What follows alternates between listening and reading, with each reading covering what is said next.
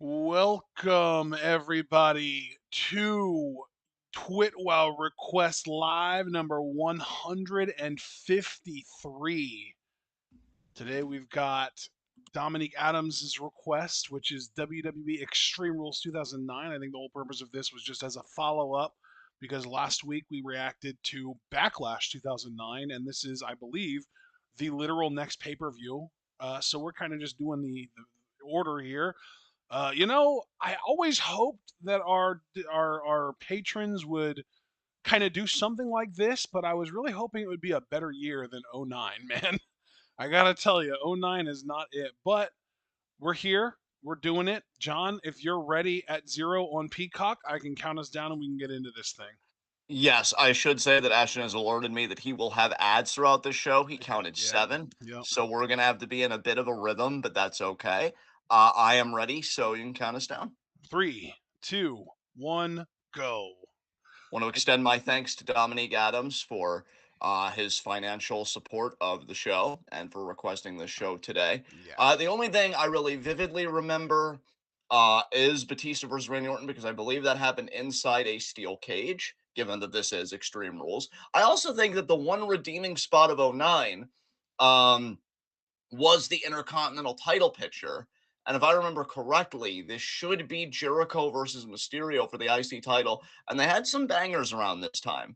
So, Gunther obviously has saved the Intercontinental title. And I wish Sami Zayn luck because now Bronson Reed's trying to start stuff. But, it had its flashes here and there over the past couple decades. And yeah, '09 was definitely a brighter spot in my mind for the Intercontinental Championship. And yeah, you're getting here the hype for Batista and Randy Orton. And you see the steel cage. Yep, I was right. I vividly remember that match. And oh yeah, Jeff Hardy versus Edge in a ladder match for the world title. Yeah, so this pay-per-view is starting to come back to me a little bit. Yeah, the pay-per-view after Jeff broke his brother's hand unnecessarily Yeah, for a shoot. both of these men, Edge and Hardy, have extensive ladder match experience. Who will reign supreme? And this should be John Cena, given that Big Show tried to kill John Cena at the last show.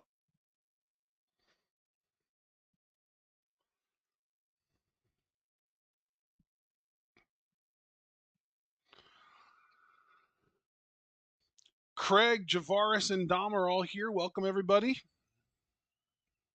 Yes, welcome indeed. Oh, and apparently Judgment Day was between the Backlash and Extreme Rules pay-per-views, so we aren't just going in order. According to Dom, Judgment Day was kind of ass in '09, so Yeah. he went out of his way to pick the next actual good pay-per-view in 2009, at least, according to him.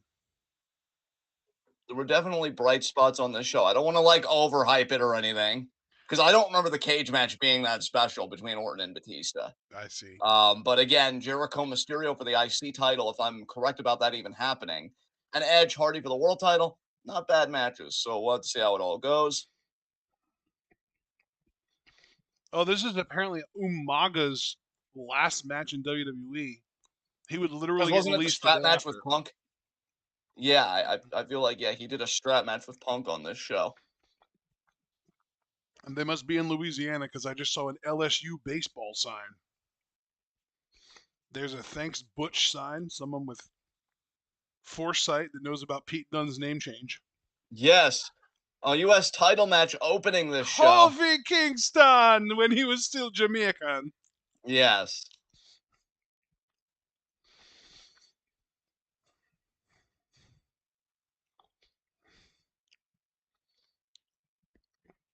Who was he defending against, Dolphington or John Morrison? I don't know. He might even be defending against Miz for all we know. Okay, yeah, I can see that.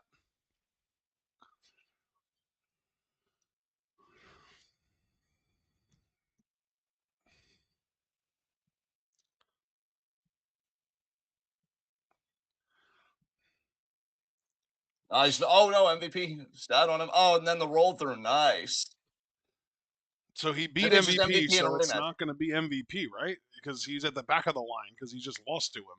Well, we know WWE doesn't always work that way. It could very well be MVP in a rematch. That's true, yeah. It's probably going to be the rematch, you're right.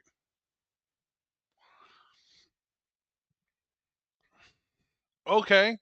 According to Javaris, it's a four-way match. Yeah, Regal, William Regal.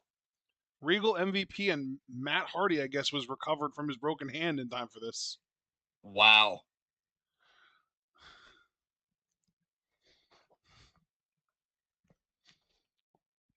This was this before or after we had the King Regal run?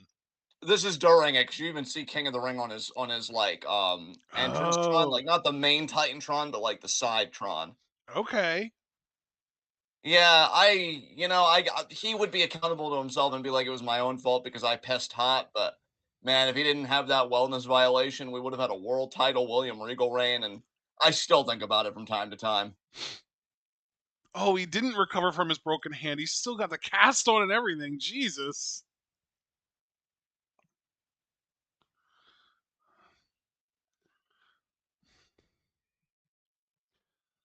And the match just seething. Craig in chat said that he used to have the DVD for Extreme Rules '09 when he was in Arizona for his military job training. Uh, yeah, I never collected many DVDs when I was younger. Dude, I have legitimately been really like strongly considering putting together maybe not even like a physical Blu-ray or DVD collection, but like a digital pirated one. Yeah. Just I hate streaming services so much. Well, Bill Hader, actually, I was watching a clip of him talking about some movie. I think it was like some Japanese director. And he said, I always love like digital copies, like DVDs or whatever, because he does worry when the whole like internet infrastructure goes down. And it's like, okay, well, I like hard copies of shit this way. Like I have stuff that I like.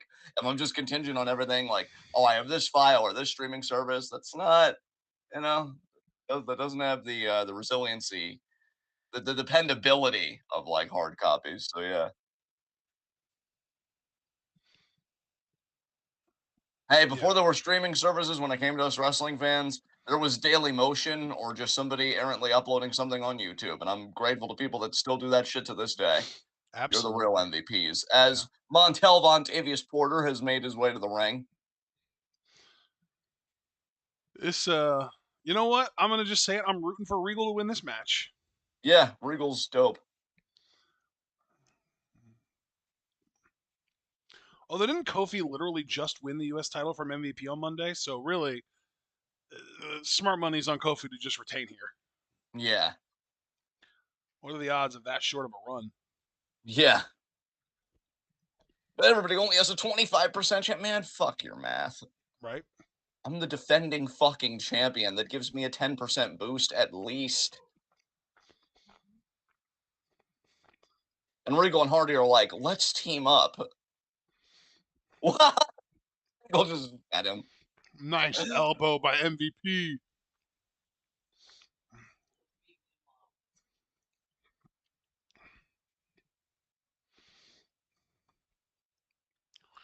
Regal, former European champion, former Intercontinental champion. I do believe Regal in WCW was a United States champion. I could be mistaken about that, but I do believe that's the case. I don't think he was ever WWE United States champion, though. Then again, I probably blacked out a lot of '09, so maybe he does win here. Crossbody. I do agree with Javaris, and I think you've actually said this before as well, John. A William Regal World Heavyweight Championship run at this time would have been legendary. Oh, absolutely. He was getting such great heat, especially as the GM before he lost that spot. I mean, Dude, keep in mind, when as GM, he would darken the arena. I Yeah. remember that. I remember him like punishing crowds for booing him, basically. Yeah, and in a way, you could even argue that in some ways, like, he was ahead of his time as far as, like, a heel authority figure. Because, Dude, like, I know. I remember, like, it takes a lot for me to remember shit, especially from this era of wrestling. And I distinctly remember Regal segments where he would be basically like treating the audience as his children and punishing them for not acting the way he wanted them to by removing the lights and shit. Like, oh my god, yeah, that was S tier heat right there. That was incredible. And honestly, like again, he shouldn't have pissed hot. And I know he's been accountable to himself for that, but let's also be real. I know WWE has looked the other way on acts that were a lot harder than Regal. And like I would have just liked to have seen the run play out. Well, and even to this day, like currently, like right now, they don't even test for weed anymore. Yeah. And was that all Regal did was weed? Because like Oh, if I that's don't all know he for did, sure. I just assume the man's a pothead. yeah. And he does seem pretty mellowed out. Yeah. Good for him though. Oh, I think he's thinking about like a butterfly plex from like the top rope here. MVP still managed to get a little bit of work in there. But he was like, no, I will be a part of this, damn it. Matt's gonna try and pick the scraps. He's such a wuss in this. Yeah. Matt, you're such a weenie. And then he would give this inspiring promo. I won it with one hand. It's like the kid in the Sandlot would say. You're a big time L7 weenie. Yeah. Oh man, the side effect. Remember when he did that to Edge? Yeah. That's the only version of it that I remember because it made an explosion. Well, MVP and Matt Hardy have a lot of history, former WWE Tag Team Champions together. In fact, MVP's first U.S. title reign that was one of the longest reigns of the WWE United States Championship, Matt Hardy ended. Man.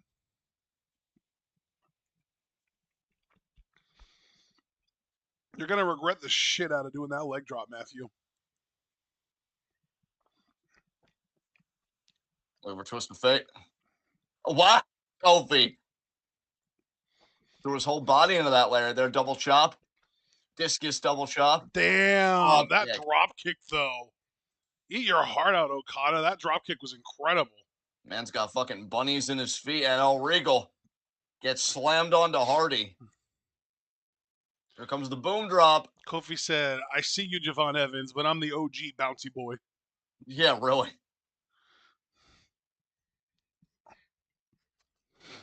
Yeah, it's a new day in NXT. Trick Williams, the new NXT champion, beat Ilya Dragunov last night. Yep.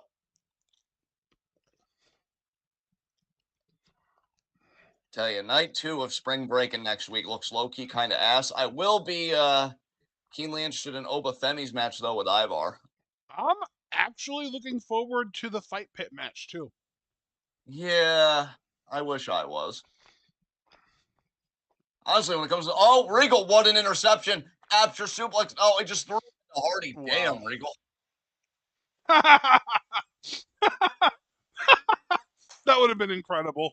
If Yeah. Kofi, wow, if Kofi would have retained because Regal threw him into Matt Hardy, that would have been incredible.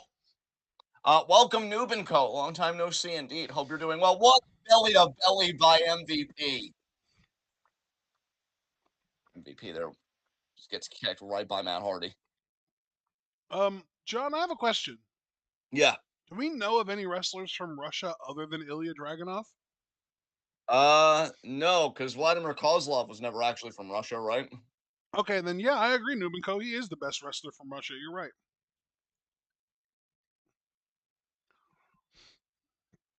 Oh, MVP could be thinking about that ball and elbow.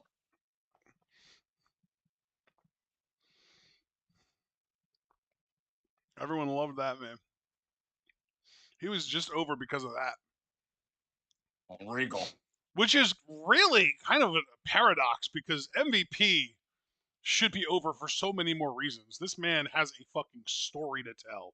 Yeah, I was really excited when he turned babyface. And I remember once, like, he got a huge pop, I think, interrupting Randy Orton on a Raw. Like, the crowd was raucous for him. And I'm like, Yeah. holy shit, is it finally happening? And it wasn't. No, it wasn't.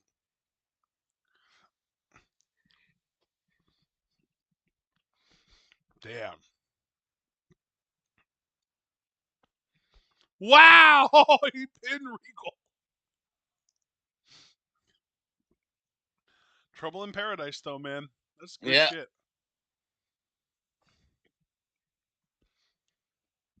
You know, it's kind of wild to think, like, more recently, we've been seeing a lot of Kofi on Raw. Yeah. And I've really maintained the sentiment that it really feels like he hasn't lost a step, but seeing this version of him, he has clearly lost several steps. You just can't tell as well because he's still so fucking good and athletic in the ring. Yeah. But like he was a freak, man. Holy shit. That was a beautiful kick. I want to see that Trouble in Paradise again, actually, because I kind of missed it low key. That was a great baseball slide. Yeah, Here, Kofi was nope. legit.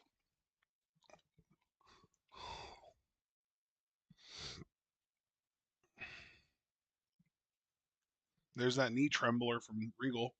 Yeah. Here's Trouble in Paradise, but it wasn't really because he didn't spin. It wasn't like the tornado Yeah, enziguri. that's why I think caught me off guard. It wasn't the spin, but he did just jump and catch him in the back of that. That was still an impressive spot. Like, That was basically just a jumping enziguri, but you know it's Kofi. I know Randall's cool with the New Day now, but fuck you, Randall, for the initial burial of Kofi Kingston, Yeah, who should really, have been a world champion a lot earlier than what it took to get him there. probably.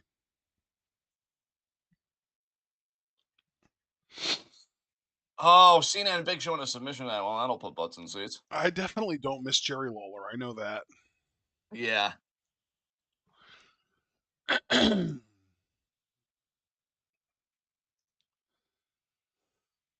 don't miss Jerry Lawler. I don't miss Kevin Dunn's production, and I don't miss the version of Michael Cole that has Vince McMahon in his ear constantly. So there's a lot about this kind of show that I do not miss. And I definitely don't miss Josh Matthews at all. Yeah. I miss him getting bullied. I guess. I would literally give up the concept of watching Josh Matthews getting bullied entirely if it just meant that I never had to see Josh Matthews again. That's fair. Big Show, you could have saved a lot of time in this interview and been like, strategy. I'm a giant. That's the strategy. Get the fuck out of my trailer. Oh, I got an ad. I figured you would. All right. 16 minutes and 3 seconds when you come back. I'm looking at I believe that's Todd Grisham Oh, and Jim Ross. Todd Grisham. That's another name I haven't heard in a while. Jesus. Jim Ross looking at him like, you're not Jerry. Fuck you. You know, Yeah. I really don't like Jerry Lawler, but honestly, Todd Grisham's actually worse. Yeah, I feel like he always tried his best. Like, I don't want to go at him too hard, but I just don't think he was ever a good fit for this.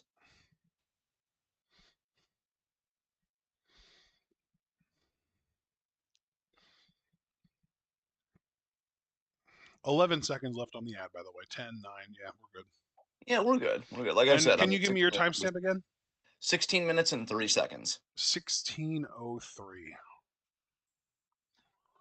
I'm going to pause immediately. Perfect. I paused at 16:03. 3, 2, 1, go. Hell yeah.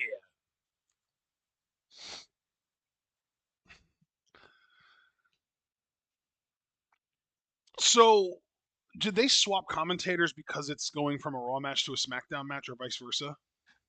Yes. Yeah, because this is Rey Mysterio versus Chris Jericho, and they were both SmackDown Superstars at this time. Gotcha. So, Grisham was the SmackDown commentator, huh? Yes. You know what? I'm going to say it. I don't know if this is even considered a controversial take or not. Kevin Patrick was a better play-by-play commentator than Todd Grisham or Josh Matthews. Yeah, I don't think there's anything too controversial about that. I just know that there are a lot of people who really hated Kevin Patrick, but like I never understood that. I think you know what, dude? I think it's literally like they just thought he was bland, but like I would rather have my commentators be bland than actively detrimental.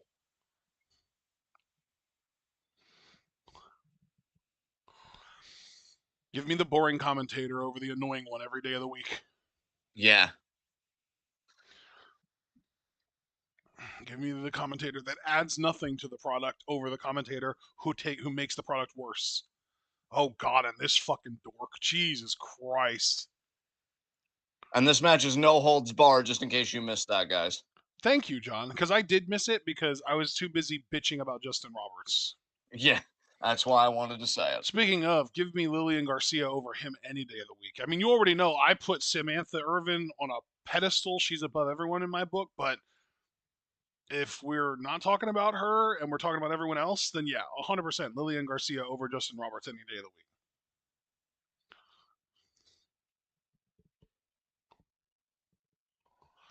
What the fuck is going on?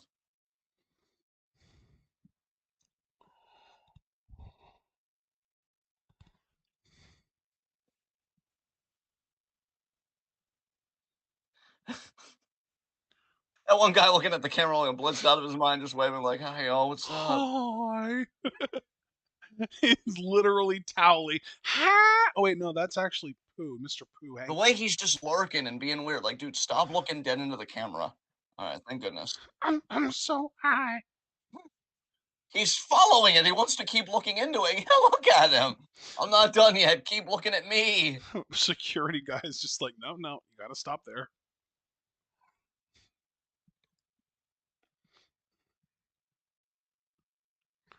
Don't touch me. Oh God. Yeah, the last time we saw Jericho in real time, he was getting chanted at to retire on Sunday. And yet he beat Hook. He beat Hook. Oh God. God, man, AEW. I mean, granted, they I did am put the actually title. looking forward to Dynamite tonight though, because Mina's gonna be on. Mina's wrestling Anna Jay tonight. Oh, nice. That is the only thing that I know about on Dynamite tonight that I'm actually looking forward to.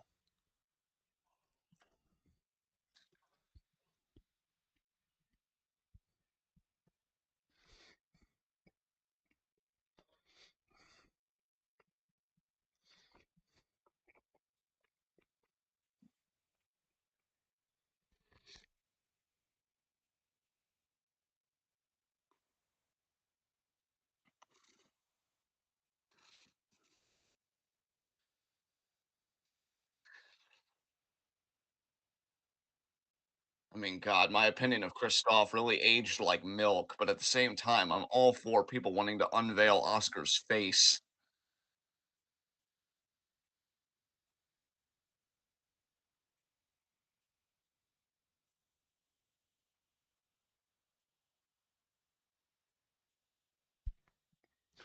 It's kind of What a incredible that Jericho actually got over with this fucking promo style. yeah. I'll still take it over Randy Orton's heel promo style. Jesus What is Christ. the difference? I mean, more expansive vocabulary for one. That's fair. That is true. You're right about that.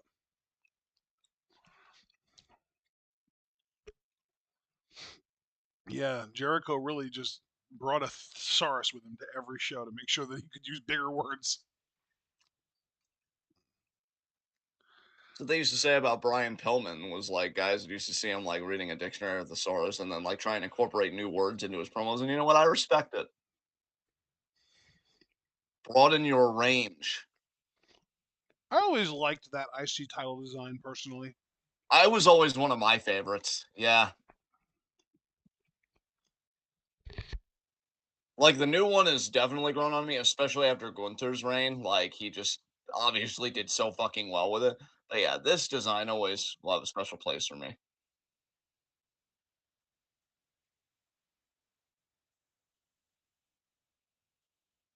Well, very brave of you, Oscar, to get close with fans when you got jumped last time. Dude, it would be fucking hilarious if Jericho doing that gave Ray a complex and it made him not want to get close to fans anymore. Yeah. Yeah.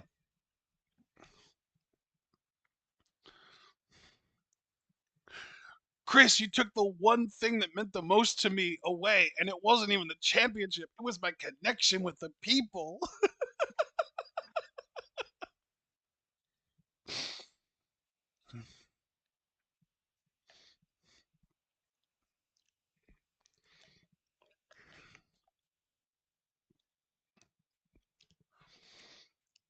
But no, we can't do real character development with Rey Mysterio. That's stupid.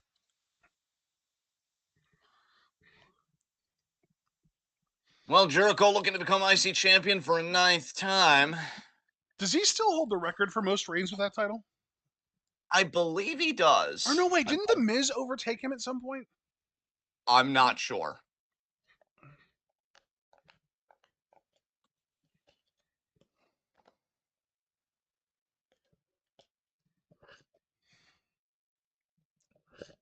I might be off my rocker.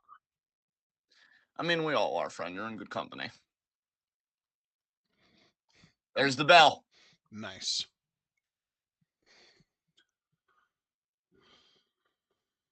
Here we go. Number of reigns.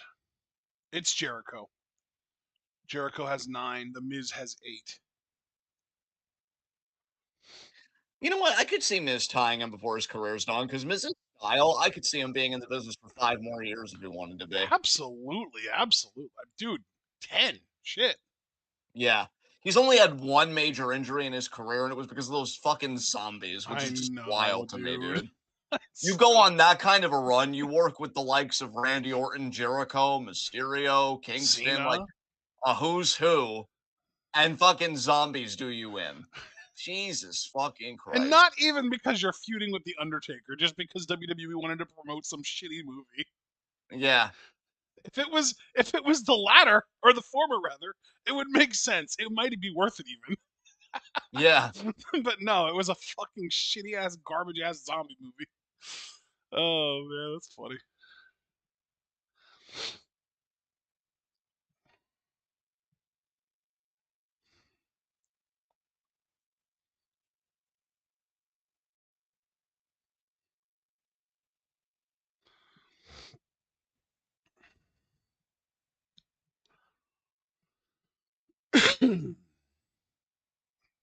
On Ray sending Jericho into the barricade there.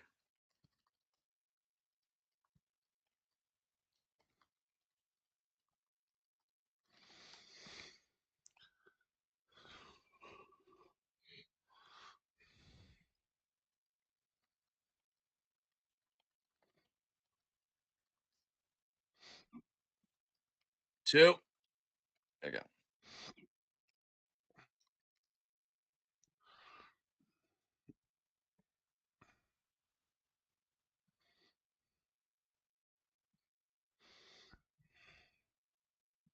Oh man. Nice. Almost like a gourd buster on the top rope there.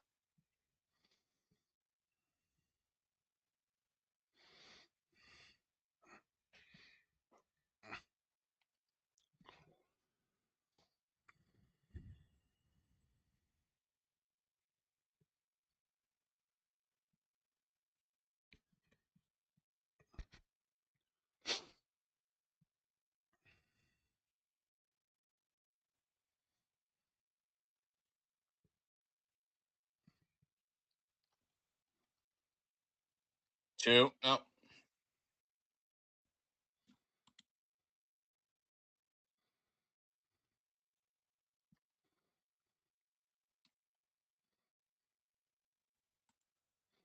Foot choke there by Jericho. I will say Jericho's initial heel turn that like gave him this gimmick where he just threw Shawn Michaels' face into the Jeritron 9000 and got that glass in his eye. It was a pretty sweet fucking heel turn.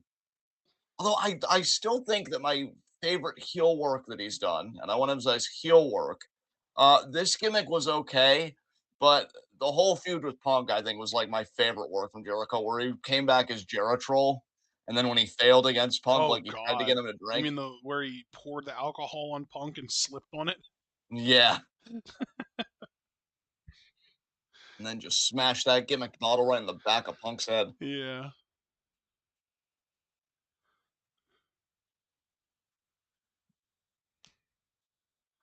Look at that triangle drop kick. Oh, nice interception by Ray. That's another thing too. I'll give Ray his credit. I know I always love like joking around and having fun. Ray was putting in the work in '09. Like I think his body of work in this year is a bit underrated actually, because I mean you see this counter here that was beautifully executed. And I know again he only like he had again, he was one of the backbones of the IC title around this time. I know he would have a wellness violation around this time, which was a shame because I really feel like the matches he was putting together were some of the best matches from him that I had seen. I had been watching him from his WWE debut in '02. So to actually see him get better in those 7 years, especially after, I feel like he needed this kind of a run too, because I feel like, I don't know, maybe I'm just projecting, but I wouldn't be surprised if a lot of people soured on Ray in '06 after the world title run, the whole Eddie story. But yeah, I feel like '09 was where Ray got back to like the wrestling, and I really, really appreciated that. Plus, it didn't hurt that he was working with guys his stature, so like his offense was not only scintillating but believable. Because I think '09 was when he had the series of matches with Ziggler, and I really like those matches. Like the SummerSlam match he had with Ziggler, I think is still a gem. That if anybody wanted to go back and watch that, like yeah, it's a great match. I was rooting for Ziggler that night because I was really into the character and just the worker. But yeah, Ray was cooking around this time. Not cooking there though. Jericho put a stop to his momentum. Jericho with the Gordon Ramsay cut. Oh, thigh kick. Thigh kick.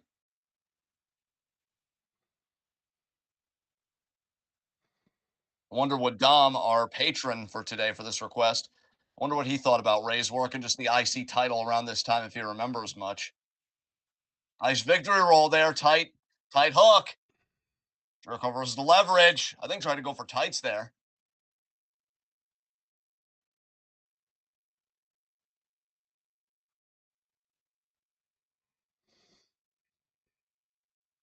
Oh, kick to the gut. Sunset flip. Ray, though. Nope. Immediately into Nice the interception by walls. Jericho, and he's looking for the walls. Yep. Very quick. Oh, Nice nice cradle though by reversal by Ray. Ray. That was close. Yeah, Todd Grisham agrees with you. So much so he said it twice. Dom Oh, still a in kick there. chat actually said he remembers vividly wanting Jericho to unmask Ray at this time. I want to see his face. Yeah, that's exactly what he said. I was a kid, okay? I wanted to see his face. Oh yeah, I was directly quoting his mother. I just wanted to enunciate because he did face in all caps.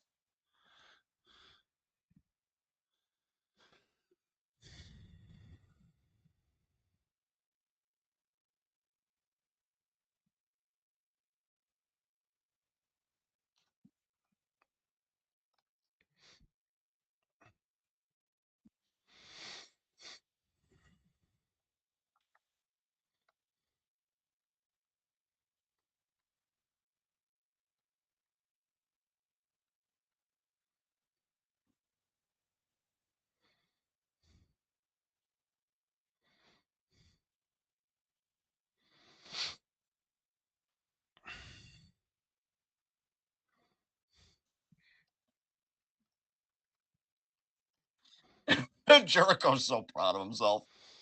I just threw a man smaller than me out of the ring. I'm the greatest of all time. Jim Ross earlier on commentary was like, Rey Mysterio has never faced a human being smaller than him. And I'm like, we know, he's the shrinky dink of professional wrestling. It's kind of a miraculous. Look how fucking small it is. Yeah. It's so eensy weensy. Fucking tiny it is. It's so baby.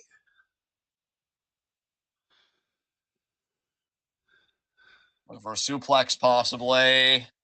Gourd Buster. Buster. Another gourd. That was the second gourd buster Jericho's hit in this match. He really wants to bust that gourd.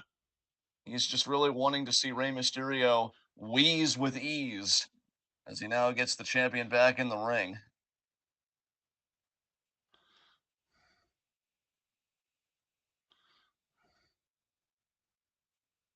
Look at this grounded half Nelson here. Almost is also working like kind of a choke. Ray wagging that finger like, not doing the job. Oh, going after it. Oh my God, unveiled half face. He actually got half of it off. Yeah, Jesus. Wow. That's actually funny. Why didn't you duct tape it around your face, Oscar? You knew he wanted to do this. Could you imagine how painful that would be to get off?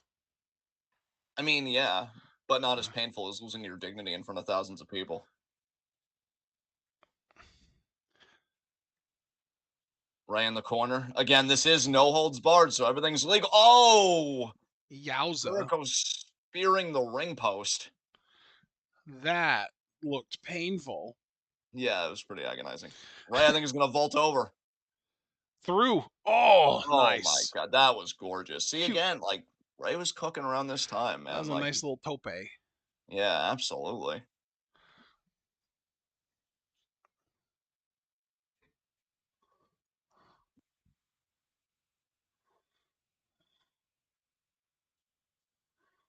Yeah, it also can't be denied that when you look at a lot of high flyers today, like, I'm sure Ray would be regarded as many as an innovator, and I would not argue that point.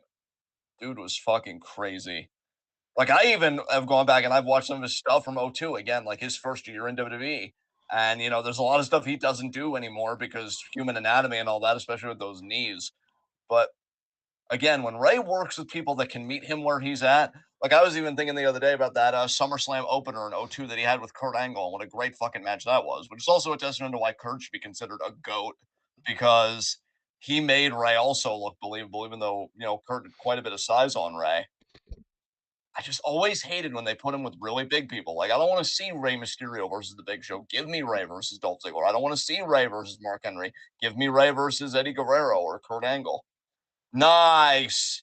Almost like an Argentine backbreaker there. Yeah, Jericho used to do that only to Ray. He never did it to anyone else, just to Ray, because I think he's the only guy that he could lift and spin around like that. Yeah. Let's take a look at this again.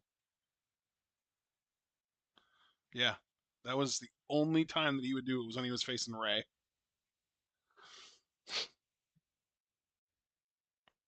It's kind of cute the way that they have their little Oh, relationship again, like going for the that. mask. Yeah, absolutely. Beautiful. Thinking lion salt, possibly.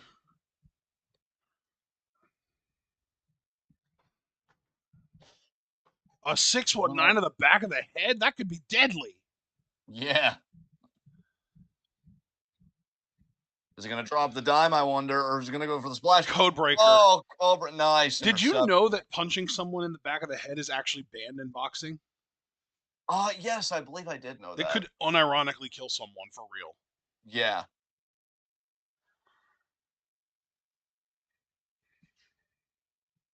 Like no reasonable amount of punching someone in the face, chin, jaw, head, in the face like area is going to kill them before it would knock them out first. But you Yeah. can literally kill someone if if you hit them in the back of the head without having to knock them out first, straight up.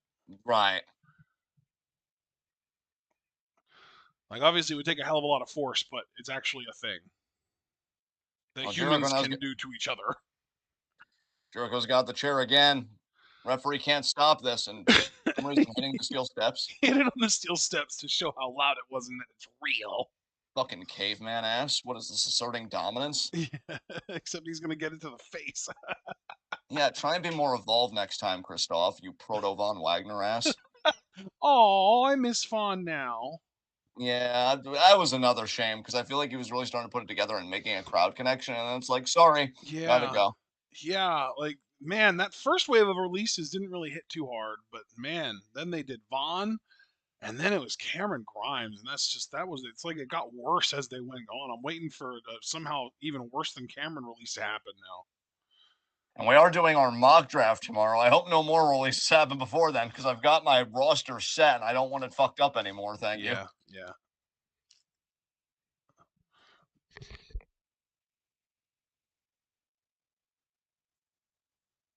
Right now, setting up the chair.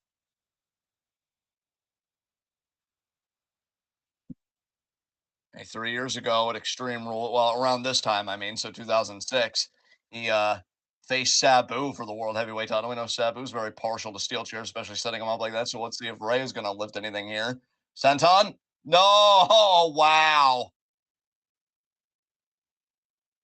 Pulls a Jericho. Bro, it is wild to me how much the crowd pops for the walls of Jericho. Like, has there ever been in the history of wrestling a submission move that got a bigger positive reaction out of the crowd? I don't know. But if you ask him, he would say no, because I'm the GOAT. The Demo God.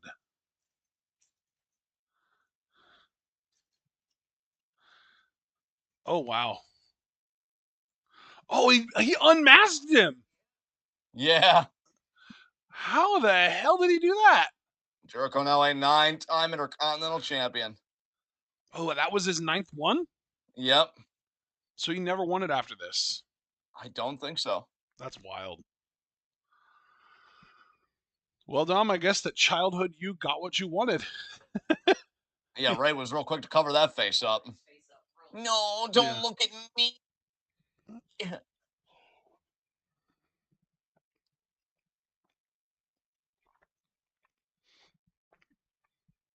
Hey, you know what though? Ray, just in the last month or so, has allowed his actual face to be seen in like a TikTok or something. And he actually looks like a grown ass man now. He doesn't look like a child anymore. Amazing. Yeah, he looks grown for real. Way to evolve past the Caillou stage, Oscar. Yeah, he really has. I'm happy for the guy. It only took till he was almost 50.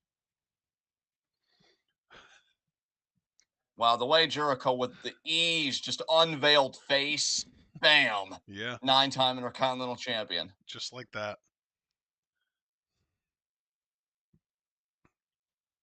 Is Ray 50 yet? It wouldn't surprise me if he was. He's been here forever.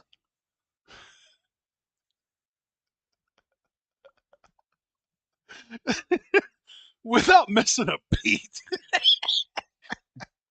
Holy shit. I feel like you're probably gonna have an ad coming up, right? Because this match is winding down. This segment is Maybe. winding down.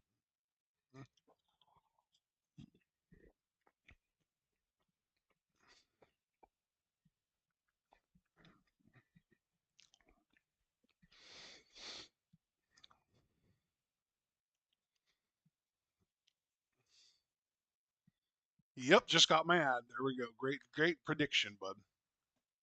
All right, I'm at 39.56. I'm looking at an Orleans and bourbon sign.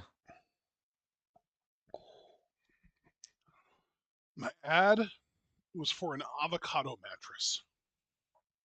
Okay.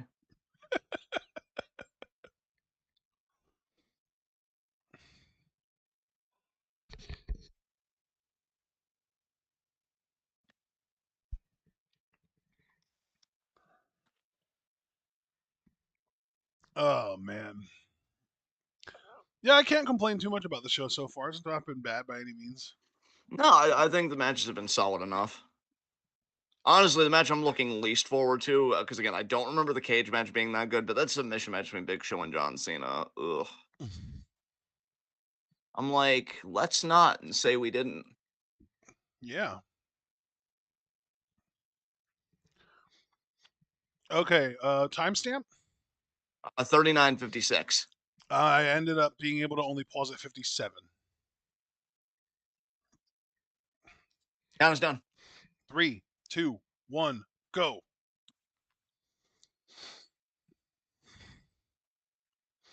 Perfection.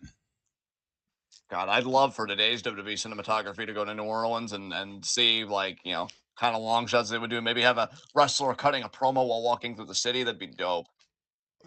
Oh, look, it's Josh Matthews. Ew. Joshua, shut the fuck up. Oh, it's Batista, though. Hello, Bautista. Hello, Drax.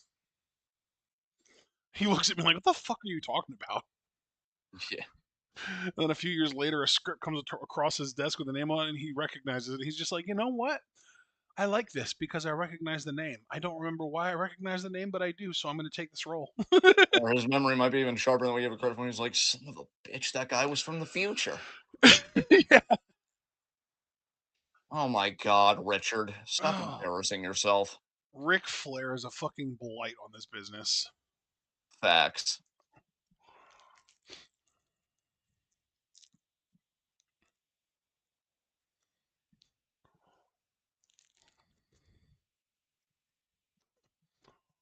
Did Ric Flair have a last man standing match with Randy Orton? I think it was more of like an unsanctioned type deal. Oh.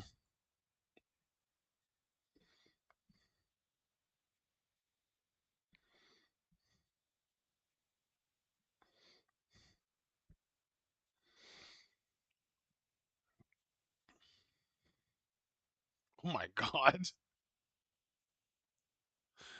The low blow.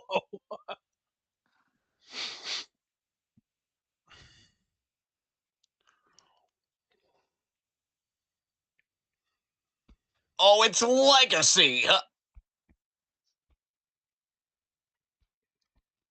This is straight up elderly abuse, King. Odious Rodius.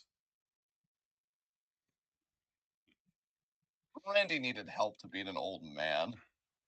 Pathetic.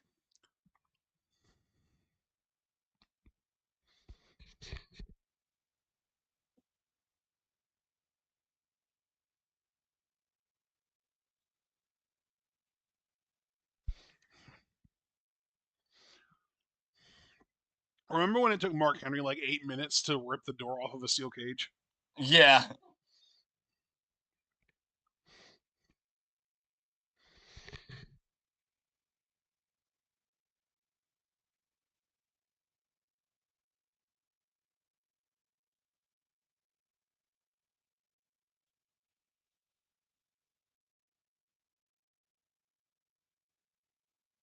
Oh no, Randall punt kicked Richard.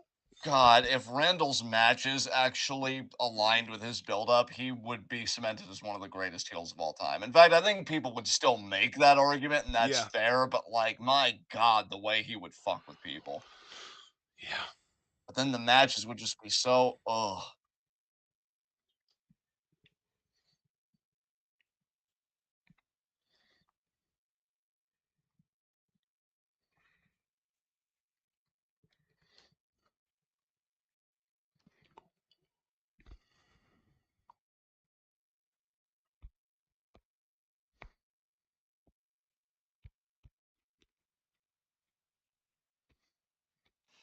Yeah, it's like, how many times you punt kick Rick in the head, Randy? Jesus Christ.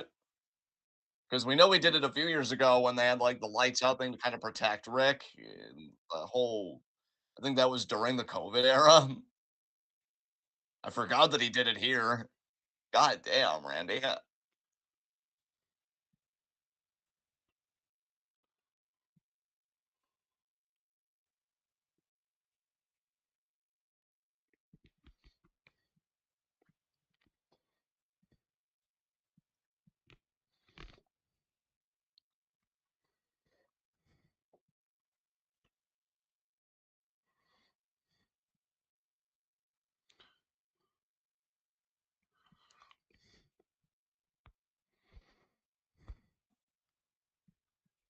Oh, Ah, Samoan's not match time.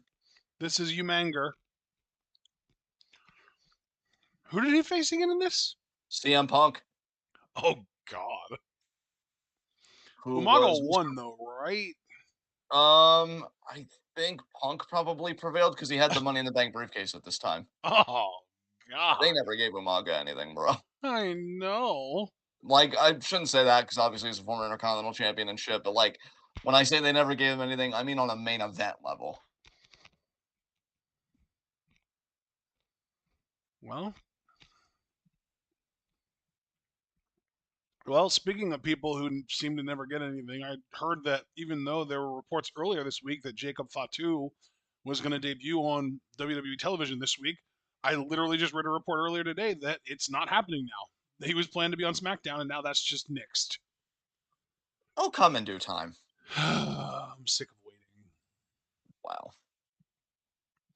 I expected him on the SmackDown after Mania, so now, like, yeah, it's But building. that was Tama Tonga. They gotta space these out for them to really mean something. So,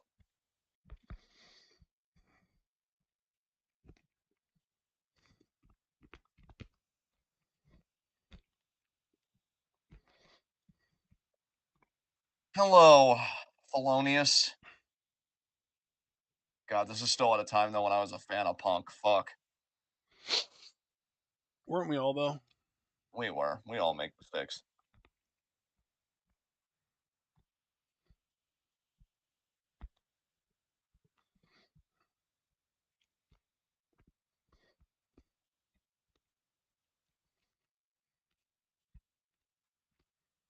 Remember, during this feud, this is the first time Umaga actually spoke. What did he say? You think you're hurt now? And then I think it was just like, wait till you face me in a Samoan strap match or something to that effect. And we might even hear him speak here. Yeah, because he ties him up and then he gets the microphone after he beats the crap out of him some more.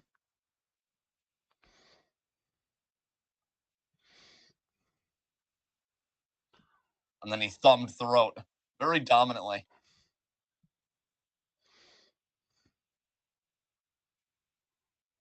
You're not going to show him speaking? I feel like Nope. that was a pretty big fucking. Okay, fuck you.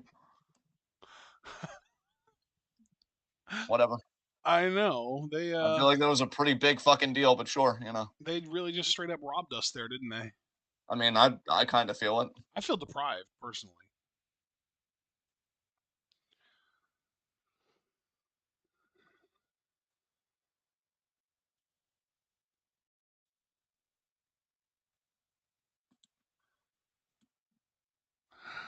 Oh man. They make CM Punk the green light and Umaga the red light. Yeah. Because CM Punk's the good guy and Umaga's the bad guy.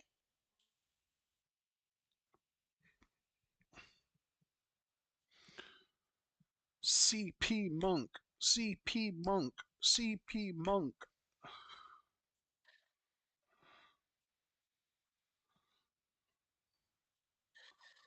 God, I'm surprised the word Umaga hasn't been appropriated by Trump supporters as like ultra making America great again. Oh no.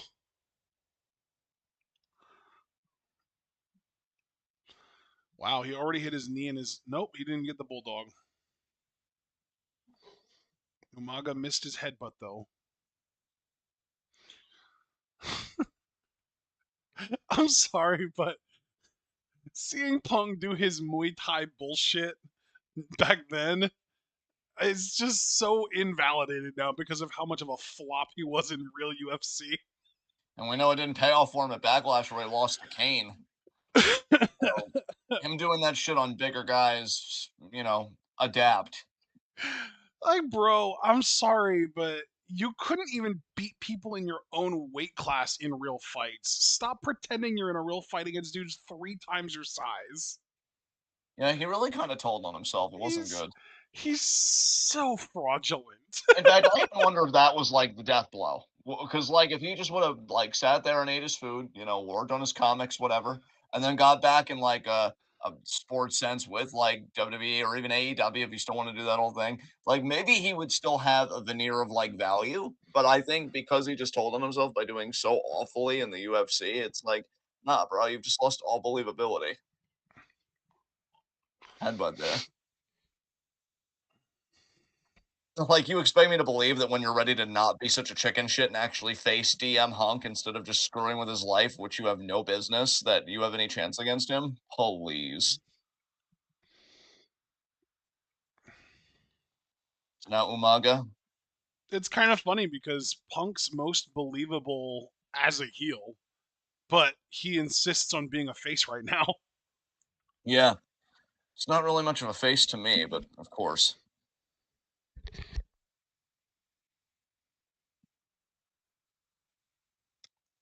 Oh, That looked legitimately painful. That would suck. yeah.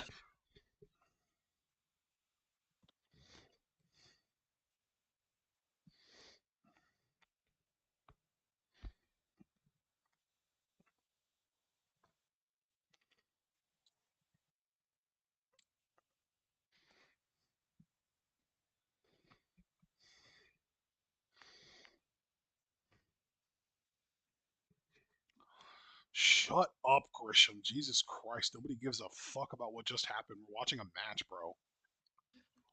Now hanging Punk there on the top rope is Umaga.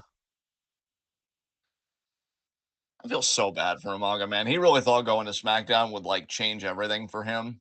And then when Triple H got drafted, Randy Orton said he apparently cried because he hated working with Triple H because Triple H always buried him. I kind of have to wonder why.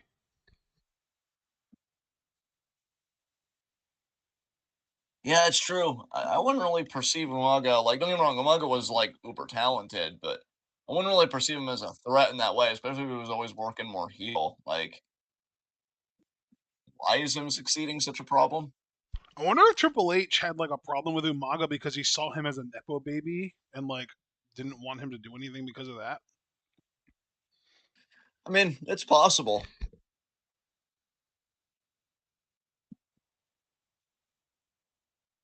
Because didn't Rock have problems with Triple H too? So maybe Triple H had a problem with The Rock for the same reason. And he just had this whole beef with this fucking family. I was gonna say maybe Triple H, maybe just like yeah, I don't know.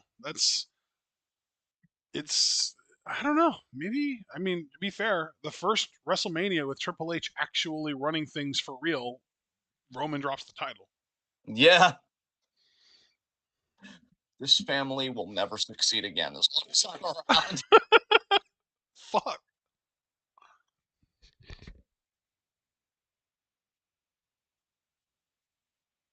Now they're gonna feud with each other, or at least that seems to be where it's headed, right? Yeah.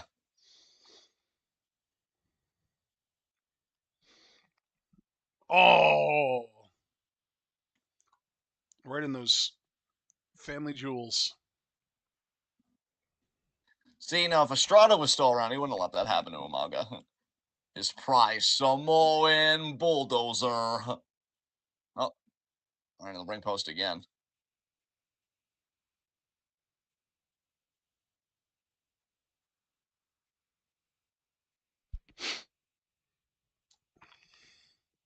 Oh, now it's time to hit that bulldog. And hey, look, Umaga's in the middle of the ring. Punk could potentially touch the four corners now. Yes, indeed.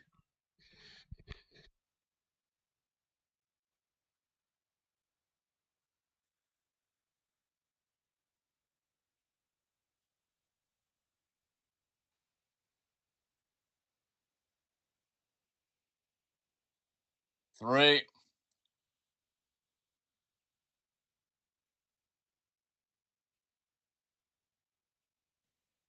Swing bottom. Oh my god. He didn't even go down with him. Jesus Christ. He's like, no, why? When Gravity's my tag team partner.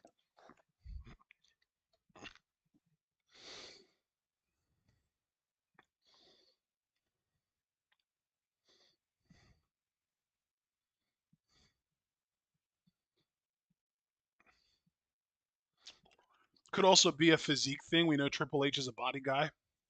True.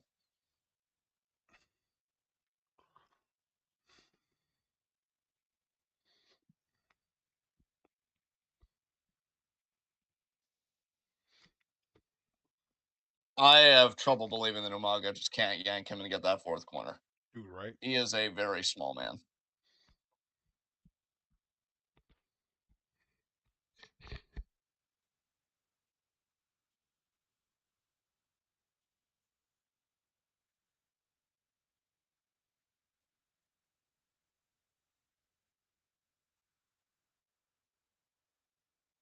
Jesus Christ, Punk. We've literally established that you can't reach the opposite side with Umaga on the outside of the ring.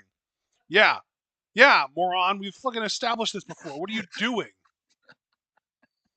Jesus He Christ. got the third one, though. He got the third one. Can he do it? We know he can't, but can he do it? Oh, The oh. yank. The fucking yank.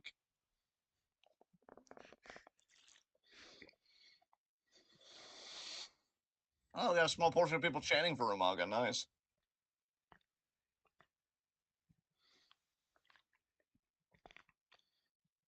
Oh, God. He's going to go for a splash. Umaga looking to unload all of his girth on this situation.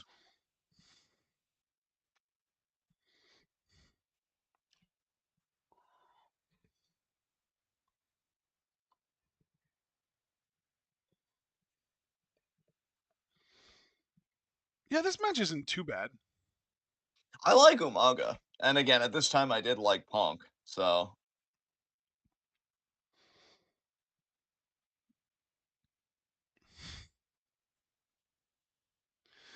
Oh, my God.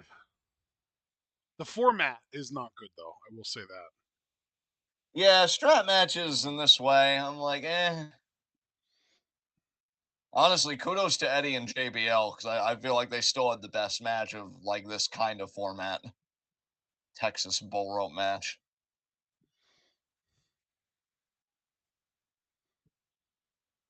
Well, that's that, and that's the win.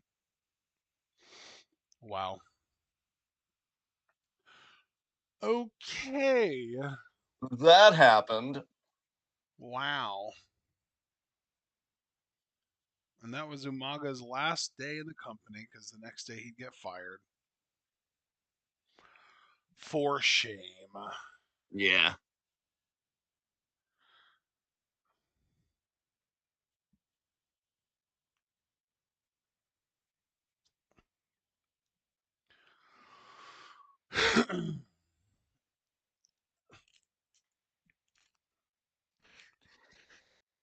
Here we see him ultimately winning with, oh no, this is just some recaps. This is the swing bottom. Bam. That might have been the spot of the match, honestly. I really popped for that. Who used the swing bottom in NXT that we used to pop for? Was it Rusev? Might have been Rusev. Here we see Punk using Kenta's maneuver to win. That he never asked for, by the way. Yeah. Never asked permission to use. Which is crazy because I'm pretty sure if he would have, Kenta would have just been like, okay. But like, you don't let that disrespect go.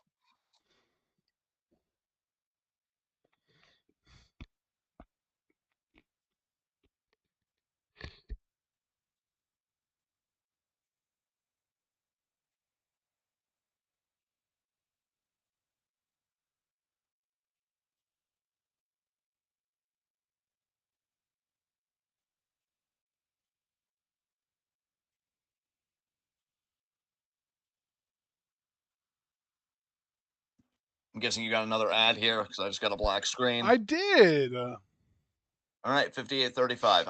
Every time I get a black screen, I'm gonna assume that like synchronizes with your ad. So 58:35. I'm looking at like a cityscape, body of It's water. funny because I got an ad for Citibank. Ah, nice. Now I'm getting an ad for Dunkin'. Ah, Dunkin' Donuts are so good. It's for the drinks though. Sparked Energy by Dunkin'. Oh, well, that can fuck off.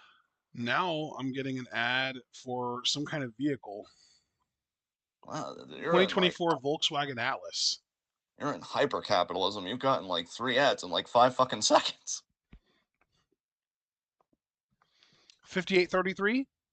35, I believe I said. Let me just confirm. Yeah, 35. 3, 2, 1, go. We're live in the Big Easy. Shut the fuck up, Josh Matthews. Oh my god, no, it's Josh Matthews and Matt Striker for this ECW match. Wow. I mean, Matt Striker, unironically, the probably second best commentator on this entire show so far. That's pretty bad.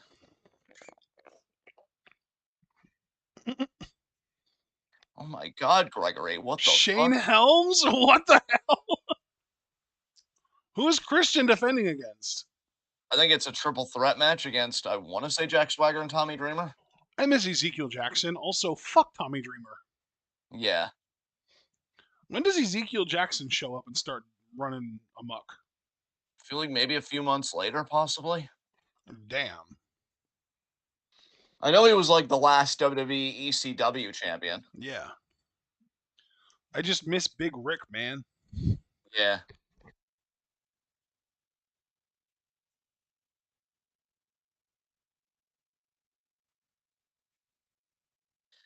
God, Christian, I love when you're a douche. I need to be reminded through actually hearing his theme song the precise formula that creates domination. Yes. It's alleged to be a combination of skill and concentration. I've heard, but I need confirmation. But it only comes down to if you can rise to the occasion and do something amazing. Because that right there is what you would call domination. Mm-hmm. Thomas, shut the fuck up. You're the worst part of everything you're in. You're the honeydew of professional wrestling. Is Honeydew bad? It's alleged to be bad by a lot of people. I don't have much experience though myself. Oh, Swaggerton. Ha! He got ignored. They don't give a fuck about you, Hager. Let's get this match over with. I can't end soon enough. Can't say I miss Chimmel all that much, but I actually liked Chimmel for his time. I liked he's when Mr. Kennedy would abuse him, but he's he was good in the definitely a huge step up from Justin Roberts. I'll just say that. ring. Yeah.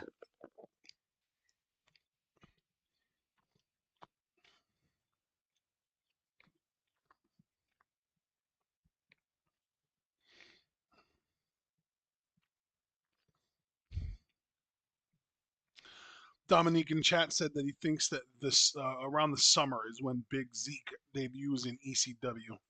Yes. I'll tell you, Christian was one of the better ECW champions just because of the fucking work rate. Yeah, And really, I should specify, he was the best ECW champion in the post-Heyman era of WWE ECW. Because when Heyman was running, I actually loved that show every week. Because the ECW title matches, you actually felt like you got the best version of WWE Extreme Rules that you were ever going to get. When Big Show was champion, I mean, there were thumbtacks in matches. There was usually blood. I mean, hell, Big Show and Ric Flair had a great Extreme Rules match. But like after Heyman left and they let him go, I feel like the best champion we got. I didn't mind Swagger's reign, but yeah, Christian, that fucking work rate, I man. He, can't believe we're about to watch a Tommy Dreamer match in the year of our Lord 2024. although this did take place back in 2009. It's 15 years old. Yeah, that's true. But still, I mean, we're watching it right now. God, and it wasn't that long ago that he beat fucking Kenny King for the Digital Media Championship. Good Lord. God, Was Tommy, that this year or was that at the end of 2023? I feel like it was the end of 2023. God damn. But even so, like, that's so offensive to my sensibilities. I'm going to pull up the TNA Digital Media Championship and see if that's changed hands. Oh my God, it's changed hands twice since Dreamer won it. Oh, it wasn't even as recent as I thought it was. Dreamer beat Kenny King for it in September. Oh, wow. Holy shit. It was 7 months ago. It's more than half a year ago. I feel like time is passing at a rate that I don't quite fully process, honestly. And it happens as you get older. It's only going to get worse as you age. Apparently, Crazy Steve beat Dreamer in January, and most recently, the Laredo Kid beat Crazy Steve literally 4 days ago on the Rebellion pre-show. Well, Dreamer should have never won in the first place, so I'm glad that's over. It's it went from the worst champion it's ever had in Tommy to like just improving ever since. Because I would definitely say that while I'm not the biggest fan of Crazy Steve, he is an improvement over Tommy Dreamer, and Laredo Kid is just actually good and younger than Crazy Steve, even if it's only by a few years. Is Dreamer almost 60 or is he just like low 50s? He He's should be close to 53. 60. He's 54? 53. Wow. 53. Get the fuck out of the business. Oh man, he should have lost to Kenny King because that was a title versus career match, and he should have just retired at that point and gone backstage and helped produce matches and shit. Yeah, I mean, you'd think, but he's a piece of shit, so.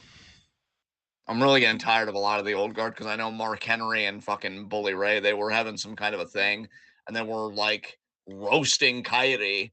It's like, oh, Bell, by the way, Oh, guys. because she didn't get out of the match as soon as the other team got into the ring. Yeah, and I'm like, because I know Bully also got on Kyrie when like she tweeted goodbye, like after she did that whole segment with Bailey, and it's like, what about selling the attack? And I'm like, guy, just shut up. Like, what is your problem with her? I like Mark Henry. I don't want to go too hard on him, but dude, you way overreacted, my guy, and like that says a lot about you, honestly. Slaps there Yeah. by Christian, meanwhile.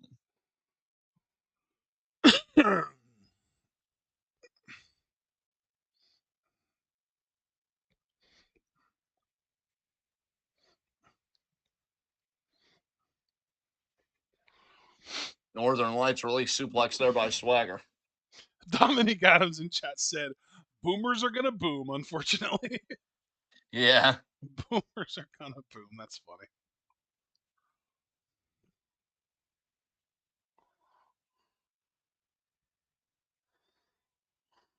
Swagger's like, wait, I thought this was going to be a wrestling match.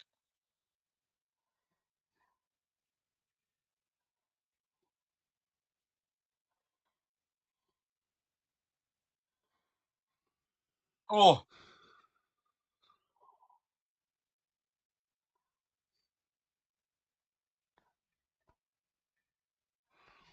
So, John, yeah, I already know, and just to establish this for our audience, that you're not much of a gamer, okay?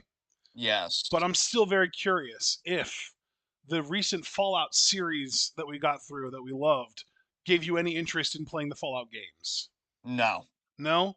It did I me, was going to man. ask you the same thing, though, because I've bought you one of those games, and I was Yeah, wondering if you were finally going to check it out. it actually did make me want to try them for sure. Yeah, well, I know I got you. I think I might have Was even it gotten you two Fallout games. 76? No, I don't think it was. I thought Oh, I it's New got you New Vegas. You Vegas. got me New Vegas, yeah. That's apparently one of the favorites of the Fallout fans. I got you the seemingly best one, at least according to the fandom. So, Awesome, yeah. I'm definitely curious for sure. yeah, I still have like a Steam profile and everything, and I still like to get alerted when deals are going on, but I'm really just not in a gaming mood at all. I'm like, just give me my fucking books. Swagger, manhandling Dreamer here. Careful how you work that head, Swagger. It's already got CTE, probably.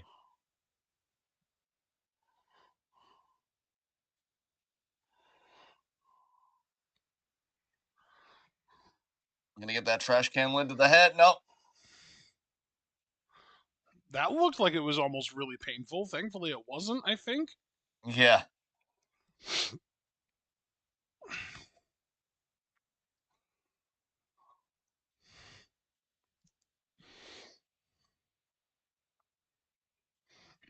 Jesus.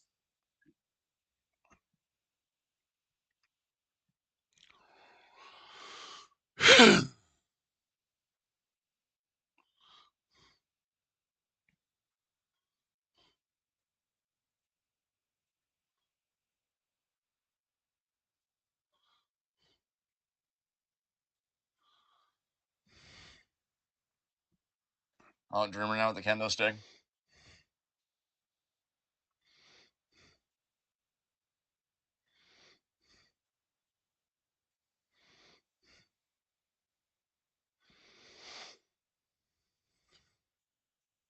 Maybe thinking about a back superplex here. No baseball slide.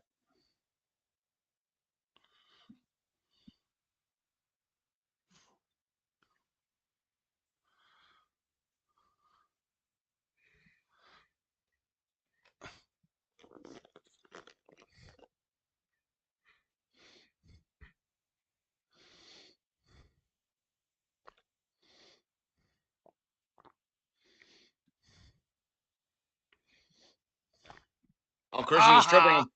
I think Dreamer was looking for the basement dropkick.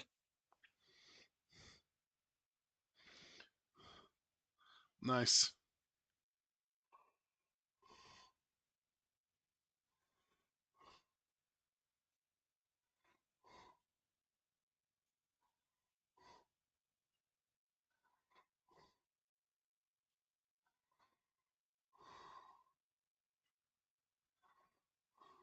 Looking for the DDT.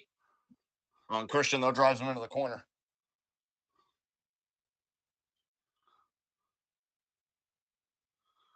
Kendo stick there by Swagger.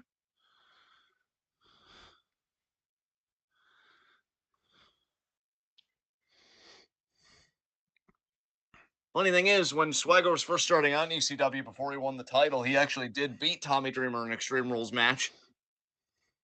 So he's not totally unfamiliar with this. I don't know why they're treating him as like so inexperienced. I mean, certainly Yeah. relative to Christian and Dreamer, he is, but Yeah. he knows what this environment's about.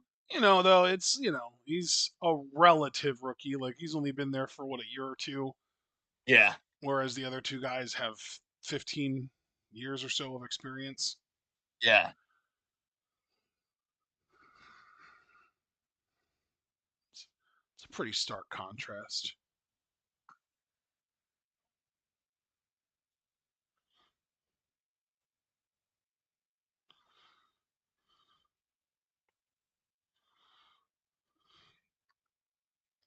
I think Dreamer caught Swagger in the hand with that kendo stick.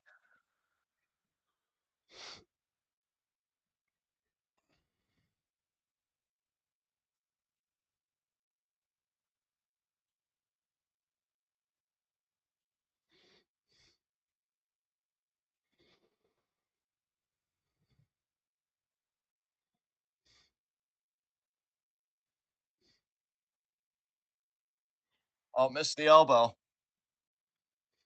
Way to whiff, Thomas. Way to whiff.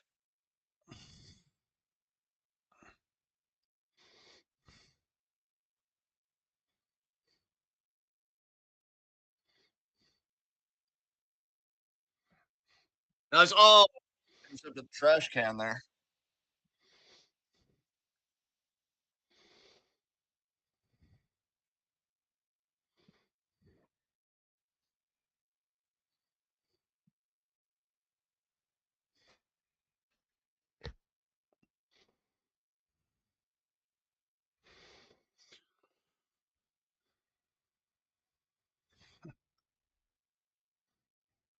Nice.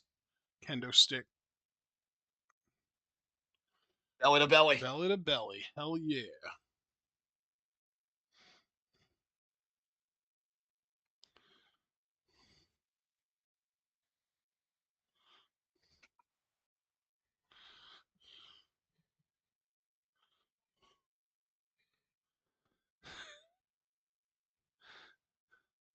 Swagger making a nice little pile for himself there.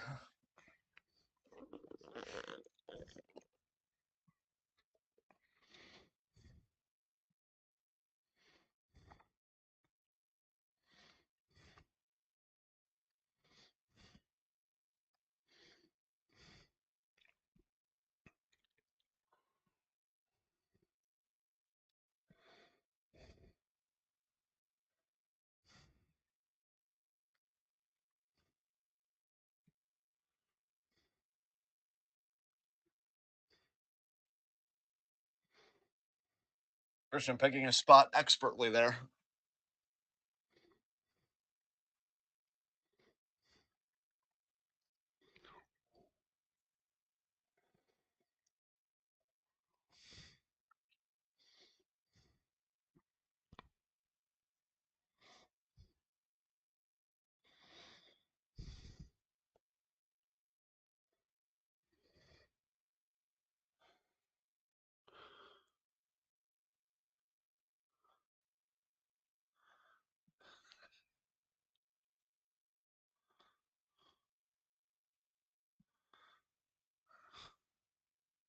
Oh, kick.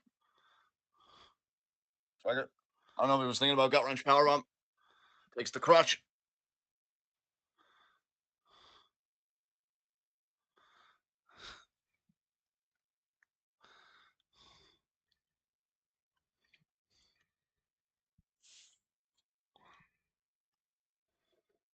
Oh, wow. DDT, that might do it.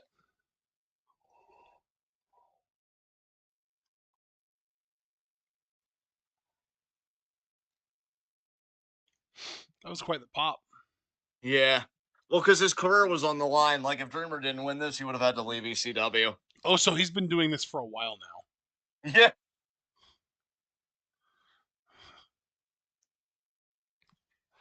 He did title versus career 14 years before beating Kenny King for the Yeah. Digital Media Championship. God, if he ever does title versus career for a world title, I'm going to get worried. Uh,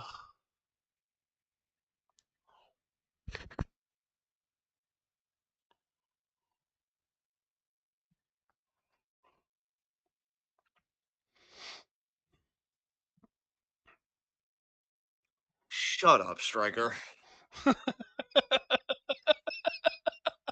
bro, that's how I feel every Tuesday listening to Vic Joseph. There's a Oh, lesson here for everyone watching. Yeah, if you're old and you flex your privilege enough, you can get things you don't deserve from people that were actually doing good things with them. Yeah, great lesson. Oh my God, go home.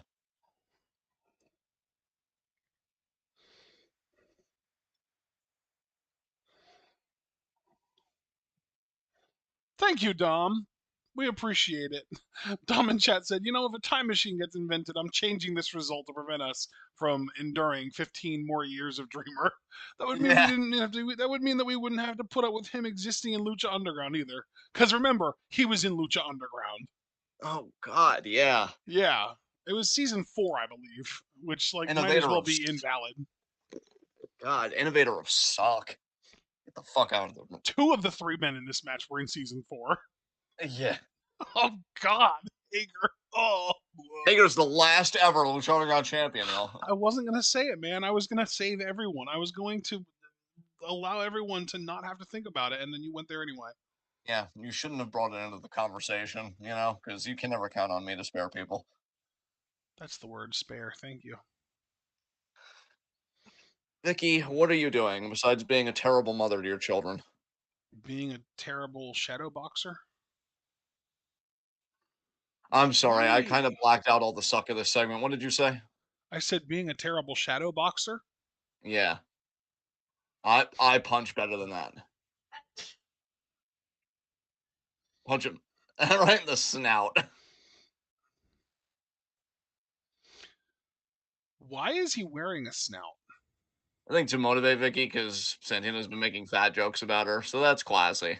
I'm guessing you Jesus got an. Christ.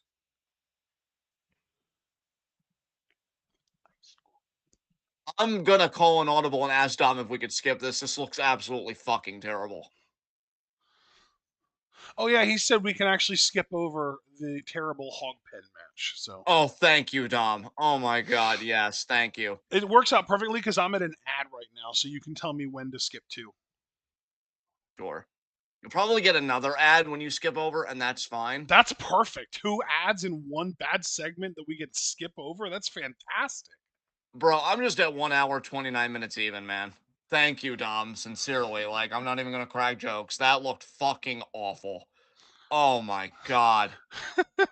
I think I've been keeping it together really well because the show really hasn't even been that bad. That would have totally tanked my mood. So appreciate you looking out, Dom. Jesus fucking Christ. 1 hour 29 minutes even. Yes. Oh, I went too far. Okay, I do have an ad. Well, yeah, I figured you would. Just gonna get through that, and then I'll rewind at 129 even. Sure. Or more likely, rewind to like 128 something, and then let it play to 129 even. Yeah. Oh man.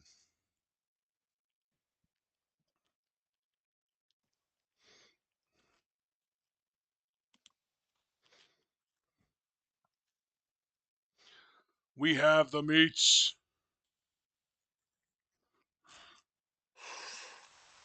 We have them. All the meats. Fucking Arby's ass. Hey, Arby's is good. Don't be bringing It Arby's is into. fantastic food. I'll give you that. Yeah.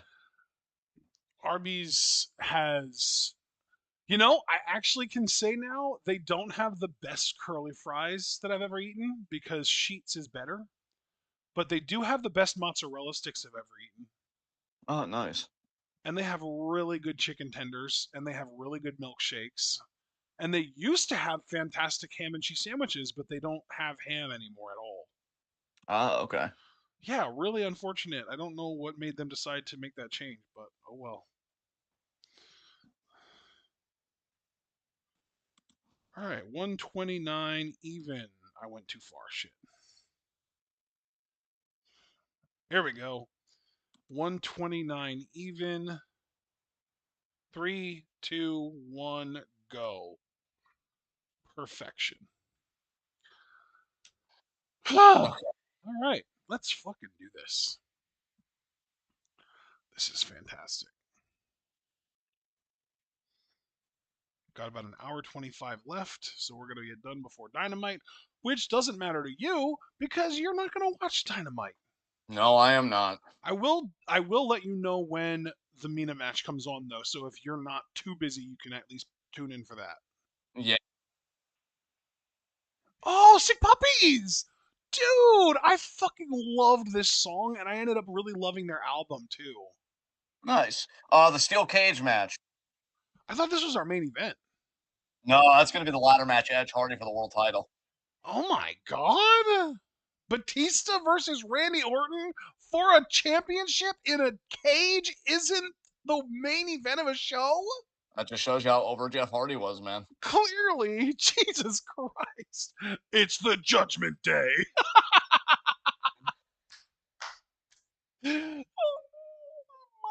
rotten. It's true. It's true. All those parents back in the 90s that used to say that watching TV would rot your brain, they were right. It does. Fuck. I mean, I don't know about that. I'm just being hyperbolic. It's okay. But only slightly, though. Only slightly. I'm surprised we're still even doing a video package for this, given that we recapped all the juicy bits before Batista's backstage interview. Yeah, they just probably shouldn't have done that back then. They should have saved it for here now, tonight. Yeah. So, would you like to know what other matches while we're watching this, or while we're, being annoyed by this happening, are going to be on Dynamite tonight? Sure. What's happening?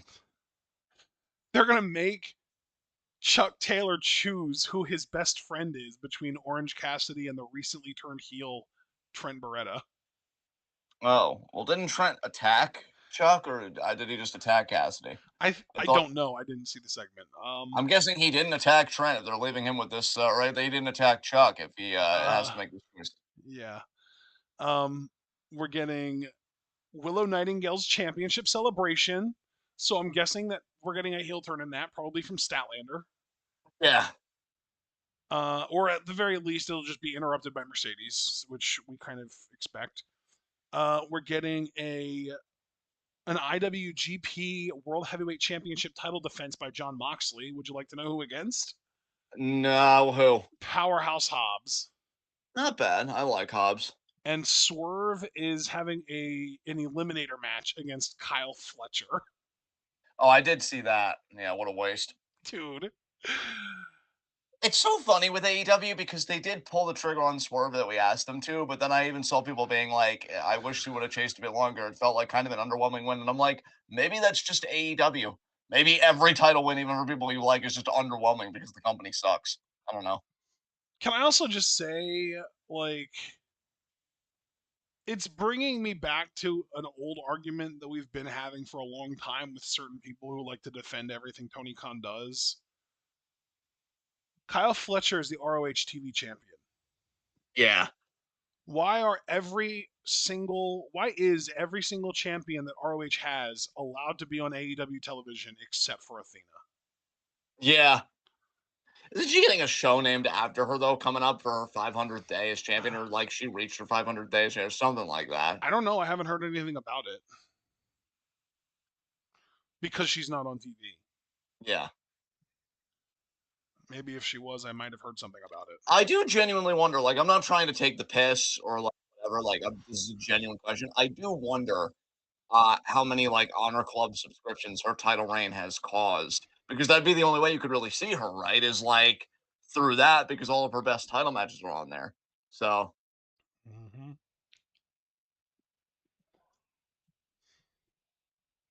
wow, we saw this already. Way to tell on yourself, David. That you're not as strong as Mark Henry.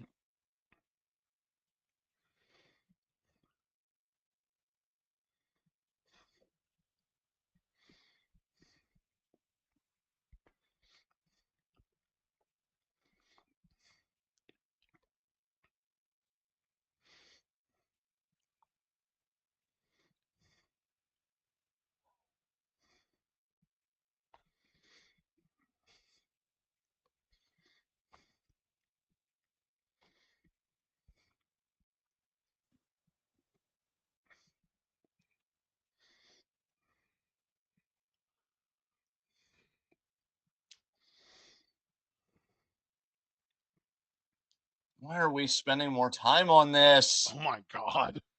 I We feel like we skipped could this. have definitely skipped past all of this.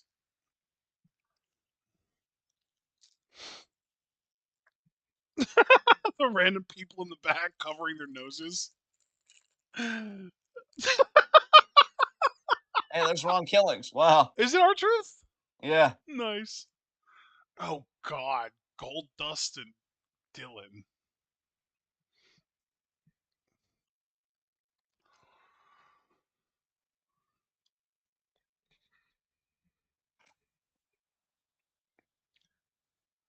Oh god, this was his Tourette's era? I'm surprised this gimmick was still going, honestly. Jesus.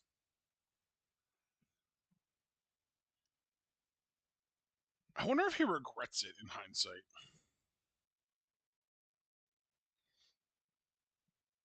Oh my God, we're still lingering on this? Fuck. Oh God, Edge. Edge, I am so sorry you were reduced to this.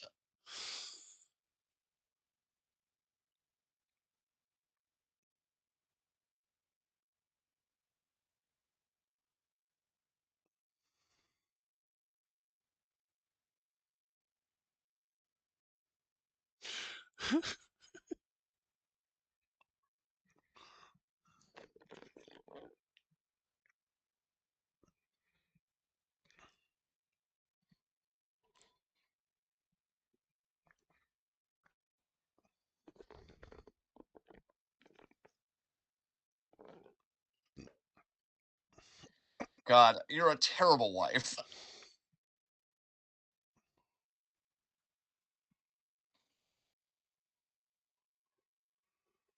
He fucking discovered fire. Know your place. What?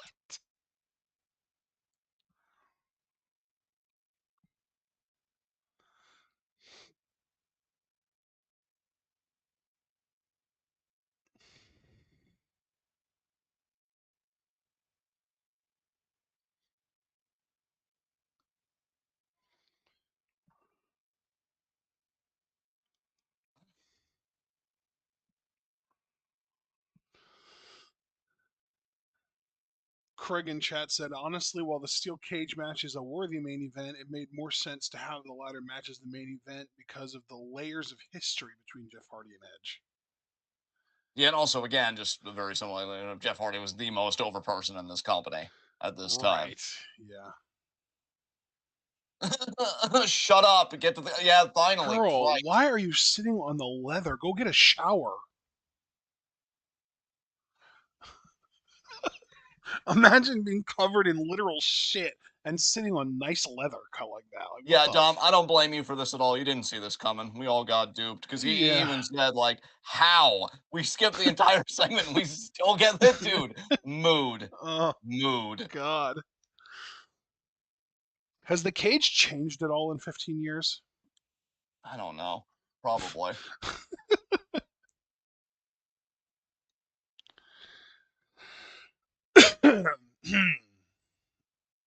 Oh, yeah, you can win this by escape. Oh, God. That means Randy's winning via escape. He'll slither out of this one. Like he always does.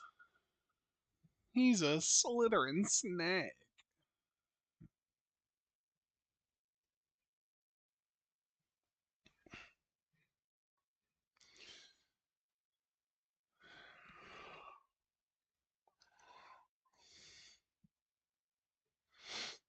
Oh, man. Oh my God, walk faster.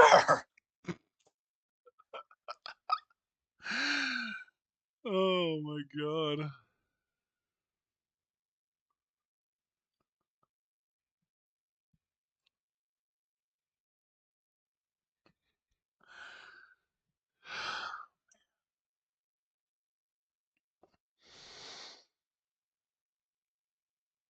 Mm.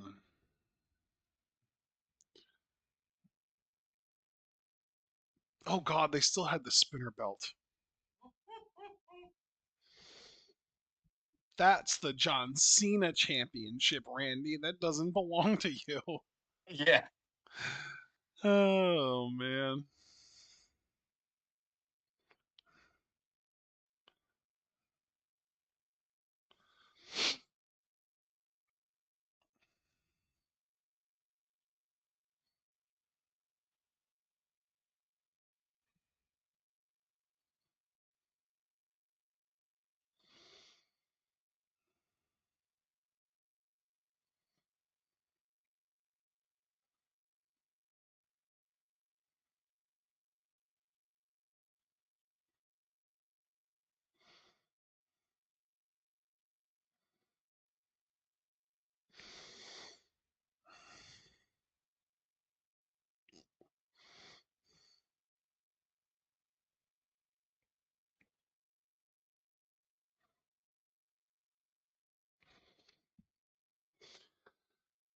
Okay, can we bring up Batista now, please?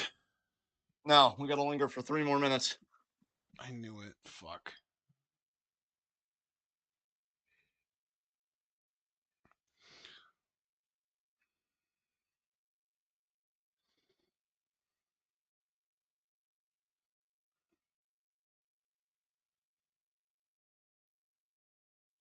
Also, it's really weird that the champion came out first. Yeah, because they knew the entrance would take 10 minutes.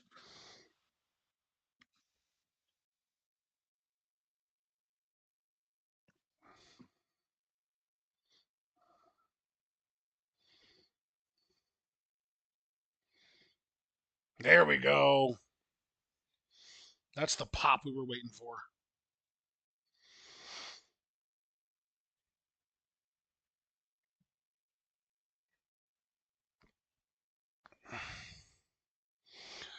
Hello, Batista.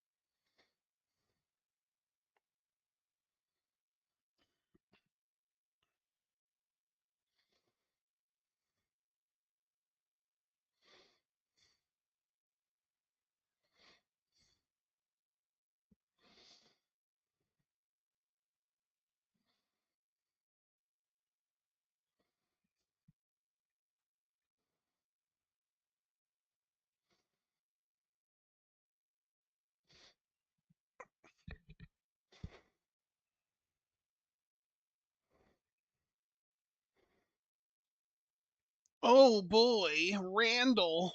Yeah.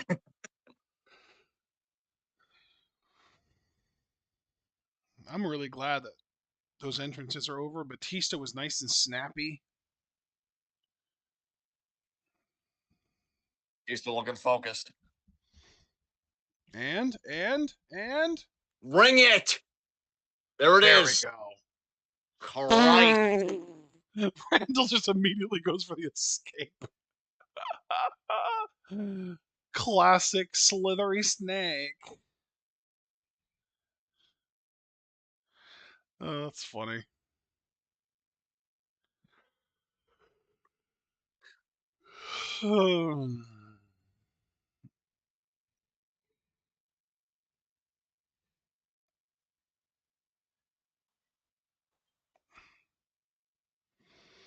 Right hand, another hand there.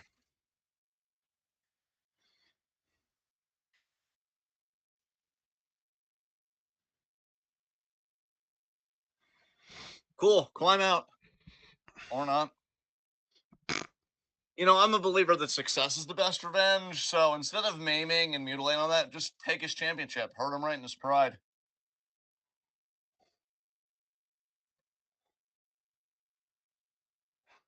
You know, I got to tell you, Batista, these shoulder blocks really do not look good, my friend. I think a very small portion of the crowd, like 2, 3 people, were chanting at Batista. I'm assuming you can't wrestle, so very classy. Very classy, New Orleans. Oh, man. Might have been at both of them, honestly.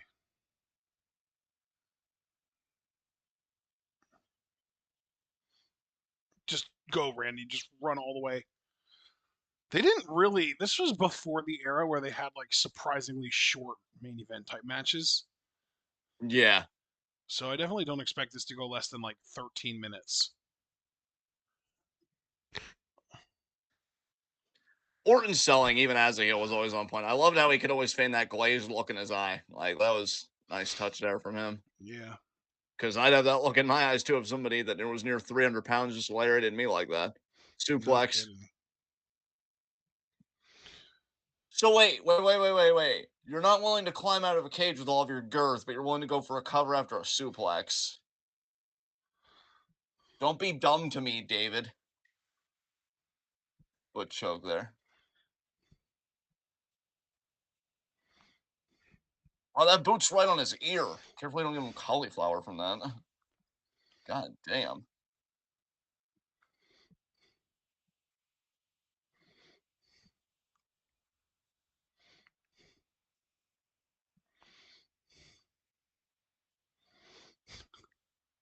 Oh my God, Randy.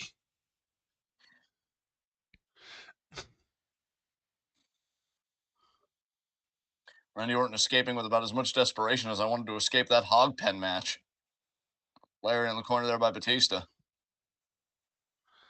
Another big lariat there. Power slam. No. Backbreaker. No. Now backbreaker. Yeah.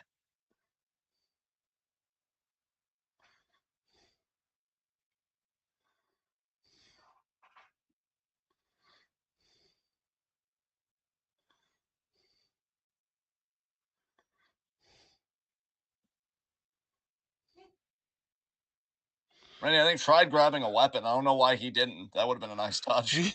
Yeah.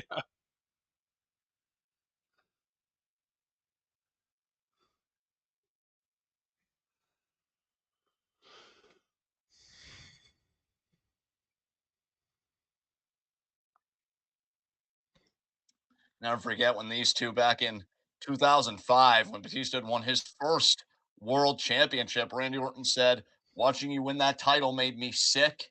And I know I'm better than you. I was always the man in Evolution." And that night, Batista whooped his ass, actually injured his shoulder. Would be, you know, another chapter in a long history of shoulder issues for Orton.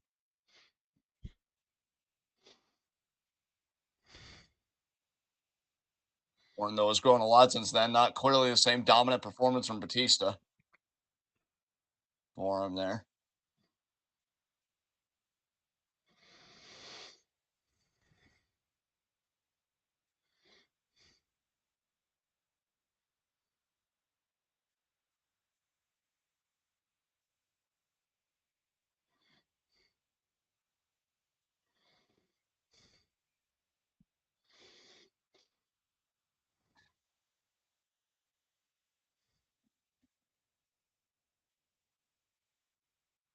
Irish whip, nope.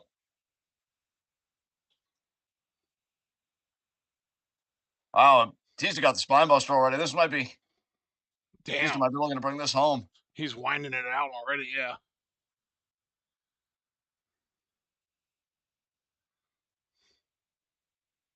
That's really close to the ropes, though.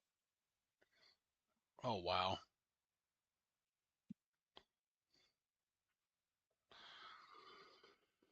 Sorry, Dave. Yeah.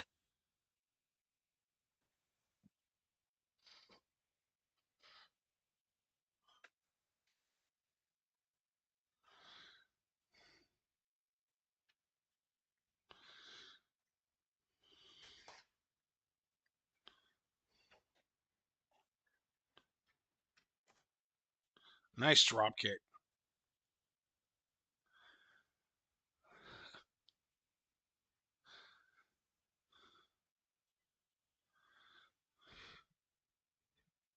Wait, I feel like Orton saw something, but I guess not.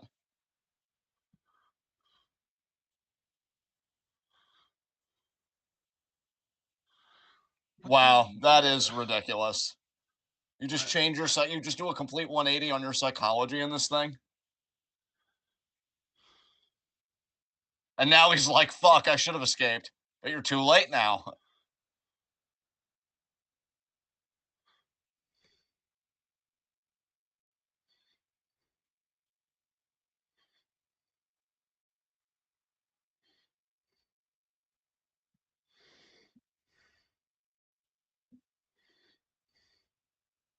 RKO.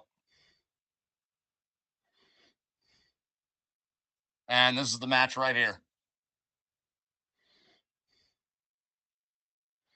Nice power bomb by Batista. There it is. Yeah, that's what caught me by surprise years ago when I first saw this match, because I remember I was rooting for Orton at the time, was how quick it was. I'm surprised you were rooting for Orton, honestly. Yeah, I just felt like Dave. I could really see that this is starting to wear on him, and he just seems slower to me. And again, I was appreciating Orton's heel work to the point where I was being more forgiving of his matches. And yeah, I'm like, Dave, like this isn't 2005 anymore, and he already came into the business older, as we know. But yeah,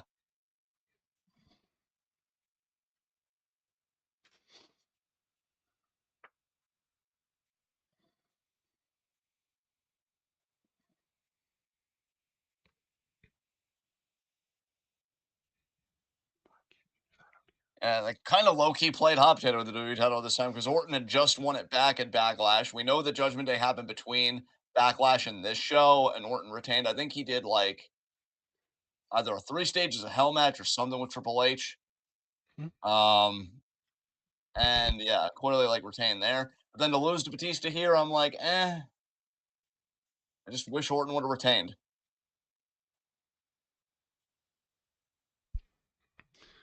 Well, there you go.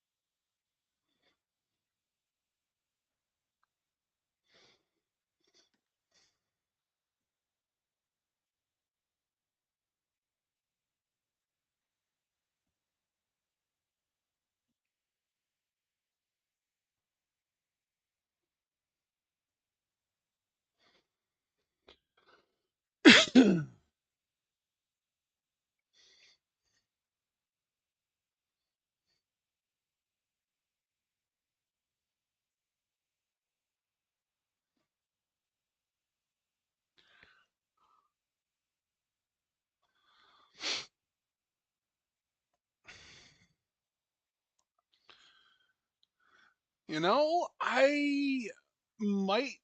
Honestly, this might be psychosomatic on my end. This might be entirely in my own head, but I feel like everything was paced slower at this time than it is right Yeah, now.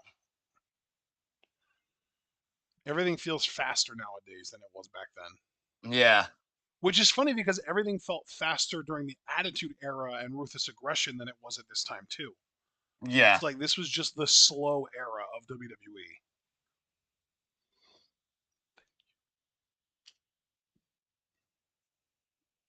Just want to check in with you because that match did just conclude. You didn't get an ad. I don't have an ad, no. All right, then we're just gonna keep it going. I can see Cena with his "You Can See Me" shirt on his back. Hustle, A loyalty, submission respect. match? How am I gonna make a man with so much girth tap out?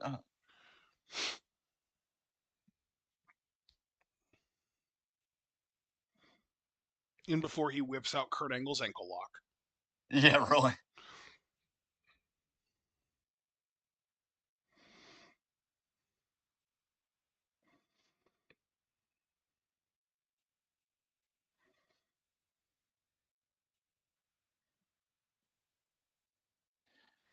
Oh my god.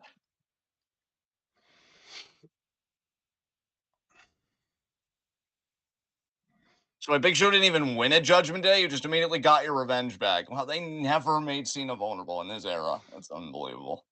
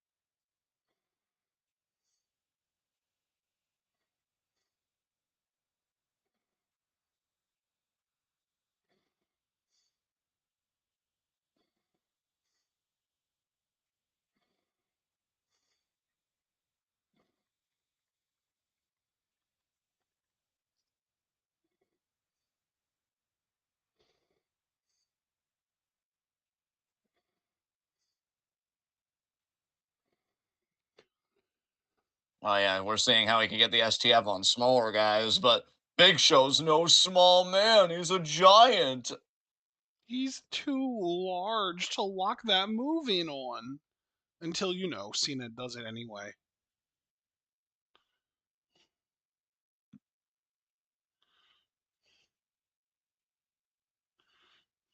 It's kind of absurd though, because like, okay, so your STFU, which I guess was just the STF around this time, because they cleaned up their image. That's not enough, but like, we've seen Big Show tap out long before a match like this. He's tapped out to Benoit's crossface. He's tapped out to Angle's ankle lock, as you've pointed out. Like, study tape, maybe, you fucking mark. Christ.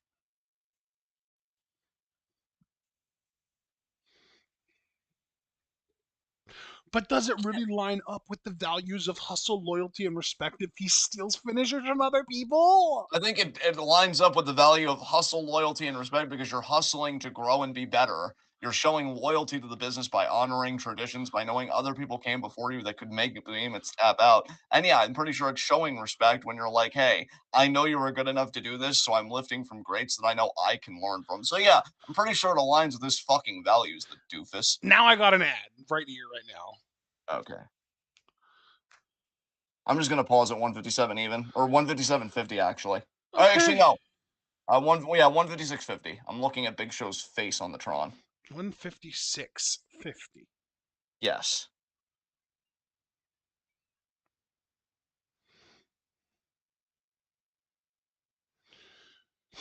156.50. 156.50. I got 30 seconds left on my ad. I think this is Tina Fey. Oh, okay.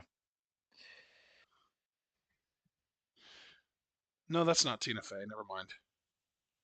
Wow. I don't have my glasses on.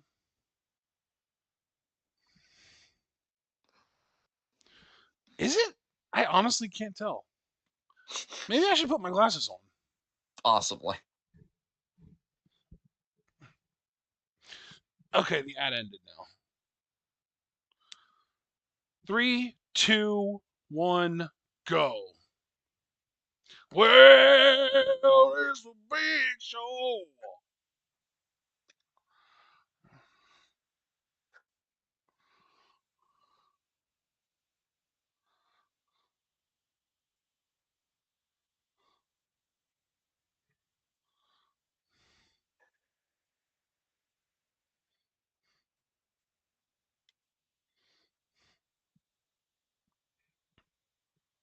Can it happen? Michael Cole, you've literally been around when it's. Oh my God. I hate shit like this.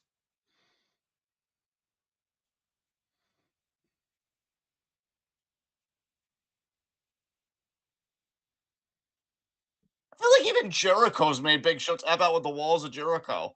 Like in Royal Rumble 2004, the Rumble that Benoit won, there were three separate submission spots of Big Show, and he tapped out in all three. Walls of Jericho from Jericho, ankle lock from Kurt Angle, crossface from Benoit. Now, I can understand why you wouldn't mention Benoit, obviously. I can also maybe understand at a penniness why you wouldn't mention Kurt Angle. He wasn't TNA at this time.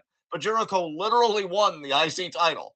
Like, as big, can you make the Big Show tap out? I don't know, motherfucker. Do you watch the product given that you've been working here for decades? Jesus Christ. This match is going to kill me. I know it. John Cena's done the impossible. He made the Big Show tap out. What? Just like he did the impossible by lifting the Big Show, which he's done over and over and over and over. Like, I don't mind that Cena's top guy. But let's not be so fucking disingenuous about his obstacles. That's all I'm asking. But if they're not disingenuous about his obstacles, he wouldn't really be able to have any. Well, then, I don't know. That sounds like a them problem. I agree. It is a them problem. So they just chose not to do it. Yeah. They just chose disingenuousness over not giving him sincere obstacles because there aren't any. Thank you, Dom. I actually forgot about that. And Cena literally tapped out the great Khali with the SDF a few years back then, too. So what? Because Big Show's more bulbous, it's supposed to make a fucking difference? Fuck you and your girth. Yeah, the whole thing too is like in the highlights that they were showing of Cena trying to lock in the STF on Big Show. Never at any point did it look like he couldn't lock him in because he was too big. every time he couldn't lock it in because the Big Show was still too conscious and was able to resist and or counter. Yeah, it wasn't because he had too much neck, Jonathan. Fix your fucking shit. Literally, if Cena hits an AA on show, which we know he can do at this point, and he's done it several times at this point in his career, he should be able to lock in the STF without a problem and make him tap out or pass out This or match whatever. sucks, and it hasn't even started yet. Are we going to request Dom to let us skip this one too? No, because that wouldn't be fair, and this is a John Cena match and stuff. I'm willing to play ball because he was far more merciful than he had to be. I think I skipped the hog pen matchup, so I'm not going to be a baby and be like, "Can we skip this?" But like, I made Swiss cheese out of it, and I'm lactose intolerant, so fuck you twice, Jonathan. This is all your fault. God, I'm fucking inferior Paul 1.0 over here.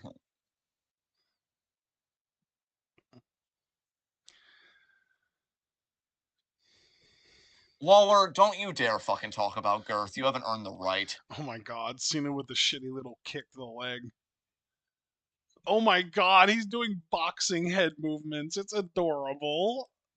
He's trying to rope a dope like he's Ali. Oh man. Oh my god.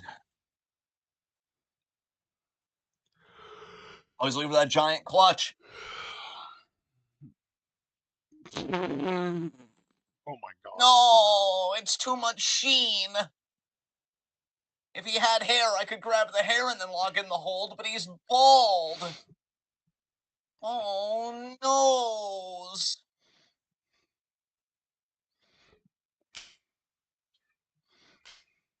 Yeah, why? Well, that's actually a legitimate question, Cole. I'm not going to be on your head for that one. Why go for the STF? Haven't you learned how to do a half crab? Or, hell, I mean, Jericho would probably put up a Twitter storm about it, but you could use the walls of Jericho. We've already said ankle lock, crossface, Hammerlock? hammerlock, figure four, clover lead. Oh my Well, god, John Cena just got super kicked by the Big Show. Jesus. I didn't think that the Big Show could get his foot up that high, honestly. Now, if you thought we achieved peak slow with Randy Orton, then clearly you forgot about the big slow. Which way did he go? Which way did he go? We're gonna really slow it down to get it to my pace.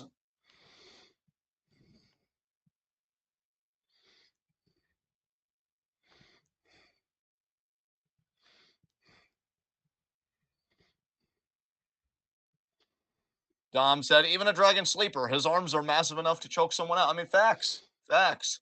Get some range, Jonathan. Like, you came up in the SmackDown 6 and got locker room advice from both Benoit and the Guerreros. Like, this is inexcusable. Oh my God. Yeeted. Somebody call Jay Uso. Don't bother calling Jimmy, though. He's probably still comatose after that hip attack with the chair around his throat.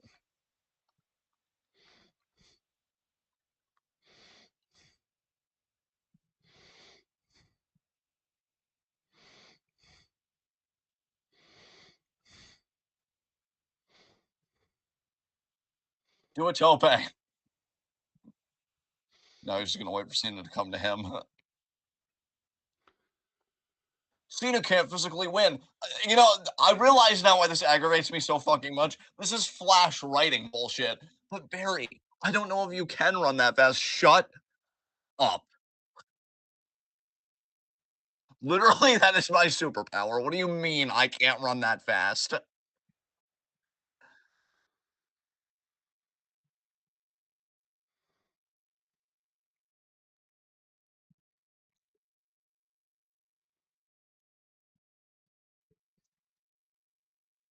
Oh my god.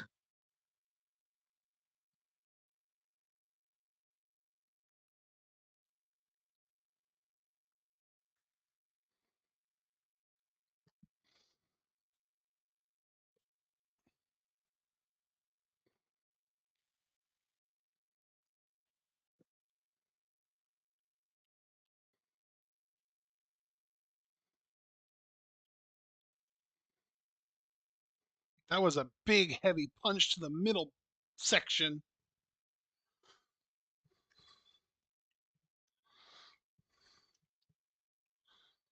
I'm gonna break you. Break him in half, show.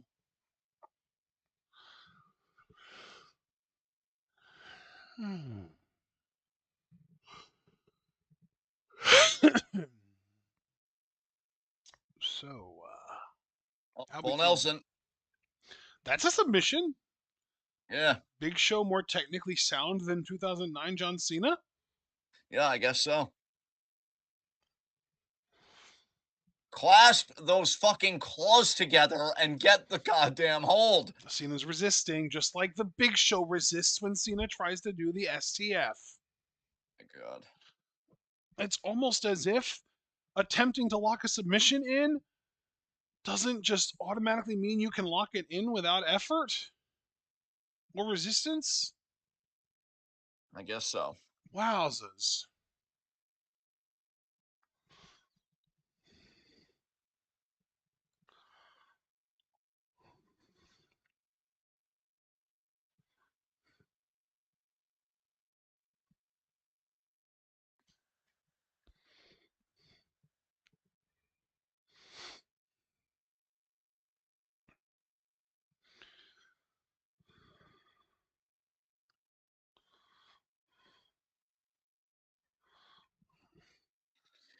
God. And given that I love technical wrestling, way to waste a submission match step on two guys that just do not work that style at all.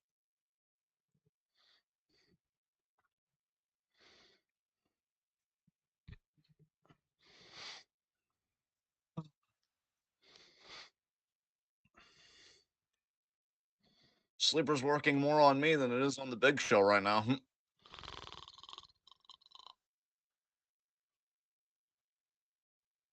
My God, seeing his effort faces. Jesus Christ. Oh my god. Power Bombers is going to be the classic alley oop that we haven't seen in a while. Yeah, alley oop. It's been a while since Big Show busted that out. Yeah, mostly because it's a back bump and that looks painful. Yeah.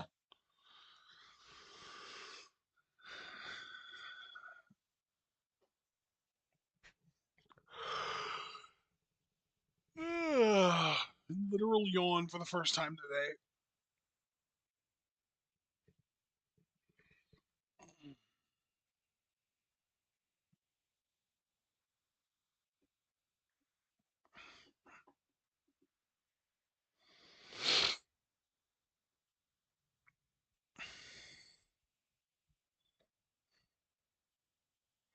These crotch thrusts by the Big Show doing their damage. He's sitting on him. Not the atomic sit down. Oh, no.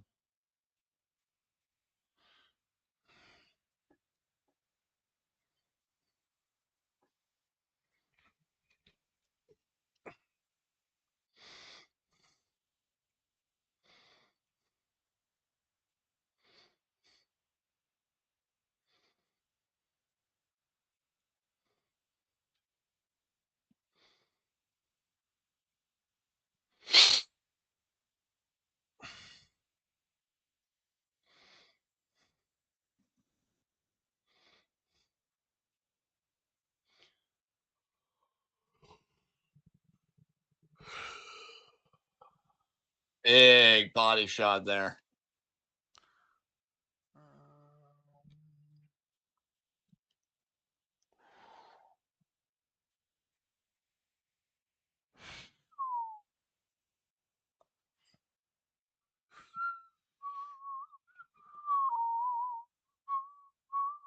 Big Show's so self-satisfied. It's like, man, I'm great. Huh. Oh no, he's gonna stand on him. Oh.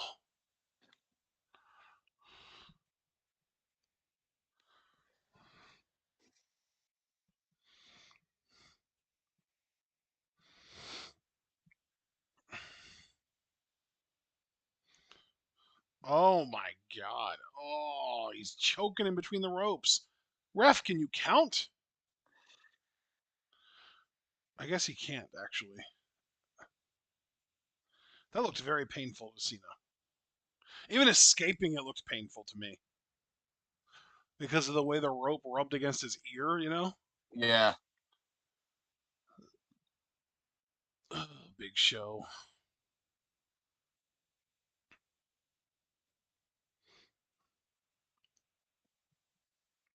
Are you gonna do a moonsault, Big Show? No, he's gonna do like a Vader bomb. I know. I just said that because he walked over Cena the way Io and Mayu do. Yeah. Wow, you got nothing. Way to go. Wow, and you landed poorly too. Damn, Show, that was rough.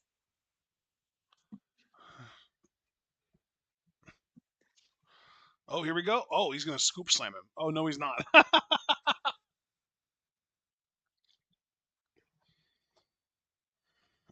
mm. He's doing like the Dexter Loomis move. The what's that called? I don't know. Oh, Dexter Loomis has the name. It's the move they used in NXT. What was Dexter Loomis's finishing submission in NXT called? Do you remember? No. Damn.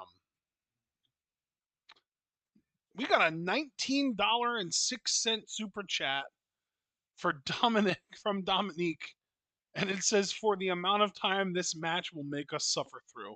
Hey, Dom, you didn't Apparently, have to do that. It's deeply appreciated, though. apparently this match is 19 minutes and 6 seconds. That's absurd. Holy fucking shit. I never would have expected this match in particular to go almost 20 minutes. Good lord. Again, very much appreciated, Dom, because you already donated to begin with for this request, in your TWitWoW savings.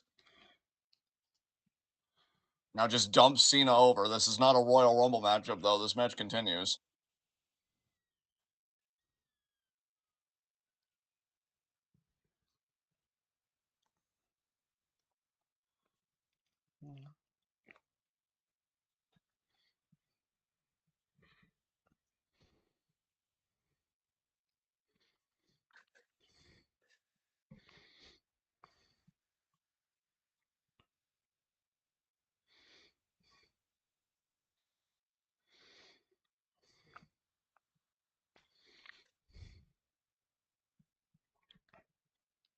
I was going to drive his midsection to the ring post there.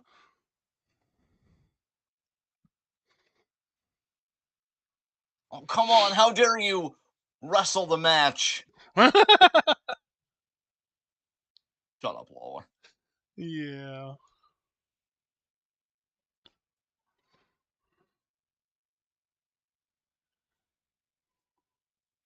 No, I think everyone here realizes this match sucks, Jerry.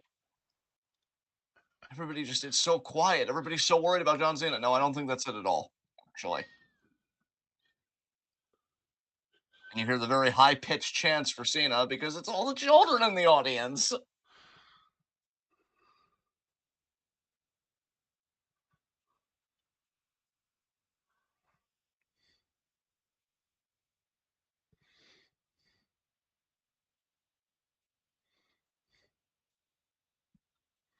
Oh, digging those fingers into the flesh of Cena. Gross.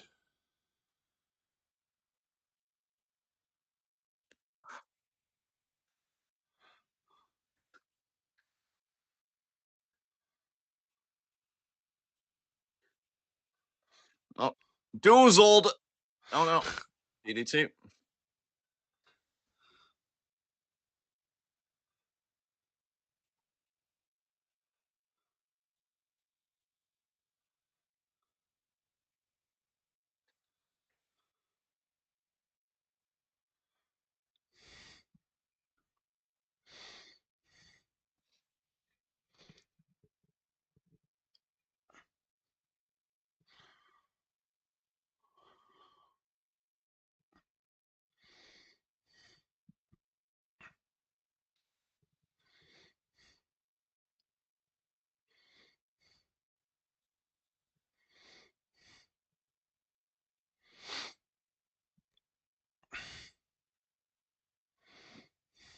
Shoulder check there by Cena.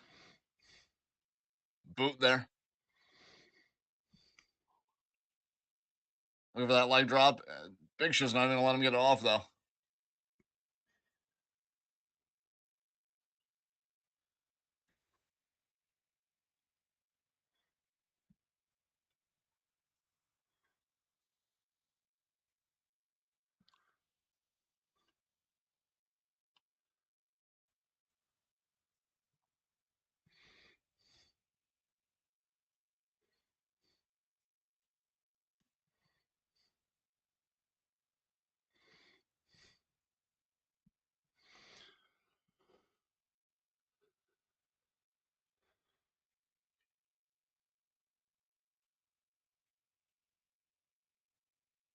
Oh, Cena just running off. Oh, now he's doing like a vice grip.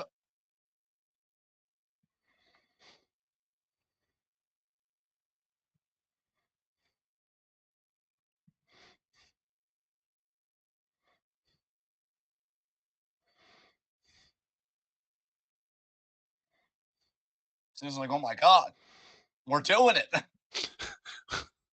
This is actually happening.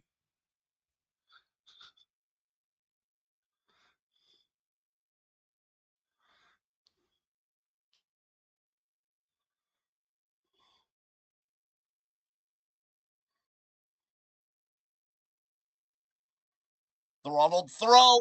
No, and again.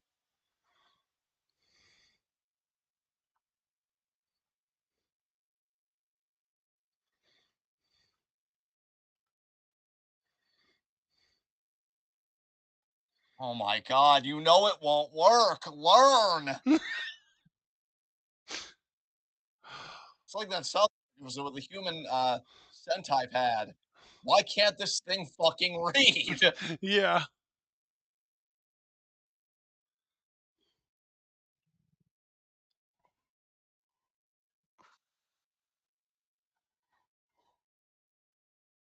Oh, just straight. That's it. That's it. Just get him back in the ring, put on that giant clutch, and win it. Oh, but see, now he's out of the ring though. Well, then move your ass, get him back in the ring, and get the giant. It's not that hard. He's wheezing, man. He's got to catch his breath. I don't give you. Pull an inhaler out of your fucking trunks and fucking get out there. Get him back in the goddamn ring. Wheeze on your own fucking time. I really don't give a fucking shit how debilitated your lung capacity is. Oh man.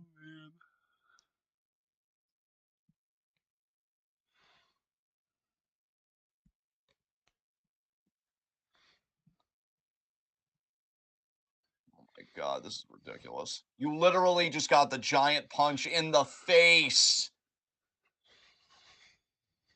I know Angel messaged me today like he's not a fan of trick selling, and that there apparently was a botch in the match with Dragunov last night that he didn't like. I didn't really notice any botches on Trick's end, but I'm like, bro, selling's been a dying art for years, my guy. Yeah. It's fucking painful, honestly. Yeah. Nothing hurts me because fuck you. And hell, you want to talk about selling? We could go on Dragunov too. And I don't really hate Dragunov. He's just kind of there for me. But he had a rock bottom off a barricade through an announce table, and I feel like he was back on offense within seconds. Yeah. So I'm like, no, dude. How does this make it easier for you? Oh my god! It definitely doesn't. If anything, it would make it more difficult.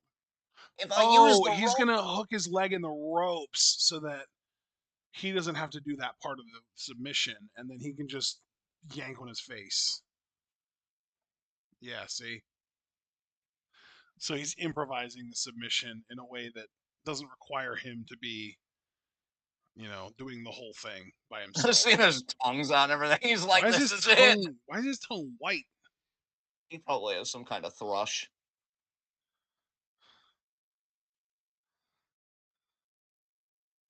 Oh my god, he There tapped. it is. Oh my He's goodness. done that before. Oh my god.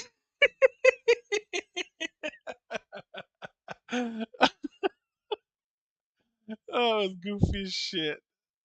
Uh, Easily the worst match on the show that we actually had to, because obviously if Dom would have been enough of a sadist to be like, no, you're doing the hog pen match, and then I would have just immediately written my manifesto after this. But no, because he was merciful enough to have us skip it. Yeah, this is easily the worst match on the show. Because again, as I believe Craig pointed out, that cage match was only a little over 7 minutes. So like it didn't say it's welcome by any means, but the idea that this was just a little over 19 minutes I'm disturbed sorry. That cage match was only 7 minutes. me. Yeah. That cage match felt like a fucking eternity. Would you say it was worse than the submission match, or would you agree with me this is the worst match on the show?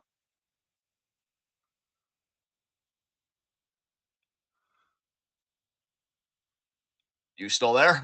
I'm thinking. Yeah, that was a profound silence, so I had to check. But yeah, Cena prevails. I would say that this match was worse, but not by a lot. Yeah, because I really didn't mind the cage match all that much. I just really the WTF moment for me was when Orton just abandoned his psychology because he's like, no, I could punt him and end everything. It's like, no, dude, your whole thing from the beginning was escape as quickly as possible, and the one time it would have worked, you abandon it. Fuck you. Yeah. And get a tongue brush, Cena. That thrush is disgusting. I'm sure he's not exactly stoked about it, bro. Well, then do something about it. I don't have to look at it. You get paid millions. I'm pretty sure you can afford one. Oh Oh, man. what a surprise, Michael. Shut your damn mouth. Jesus. You're so aggro today.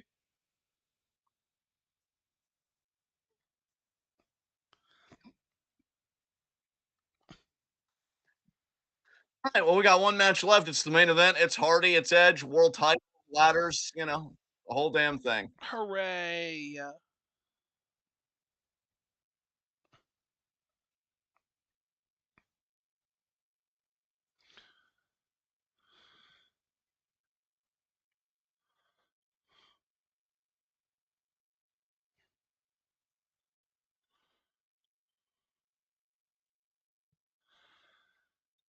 Oh man.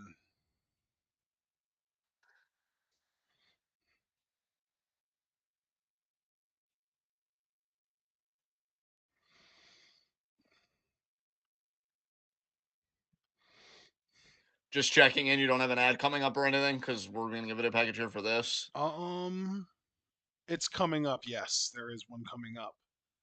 Do we want to What just fast forward through the video package so that we can also fast forward through the ad? I'm going to leave that up to Dom Okay, that's because this fair. is his request. So, Yeah.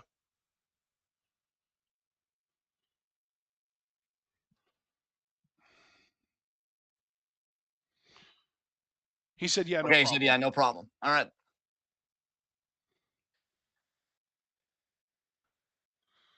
Okay, I got my ad. Okay, I see where you would because I had a dark screen there. I'm just going to pause at 2:24:30. I got Perfect. 60-second ad. I might be past you actually, so I might have to rewind again. You said I can just play to 224. you. It's really no problem. Wherever you end up, just let me know. But yeah, I'm just stopping at 2:24:30 just in case. Okay. Yeah, I don't mind playing to you at all. It's not a problem. We're using the same service, so syncing up isn't that bad.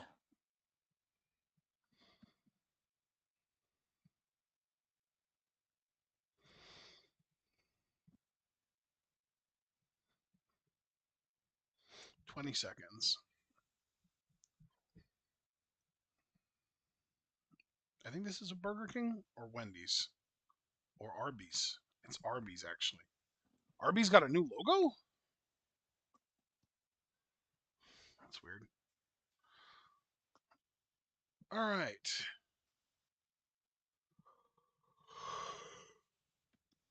Okay.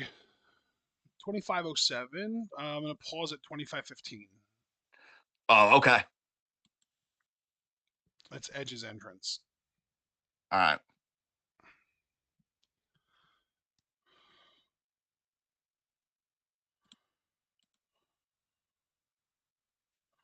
There we go. I don't know why that wasn't. There we go. Count us down. 3, 2, 1, go. Edgerton, He's Mr. had a hard. Cope himself. What did you say? Yeah, he hopefully won't have to cope with losing the world title. Hopefully, he can retain here tonight. I know Jeff held this world title at least once or twice, right?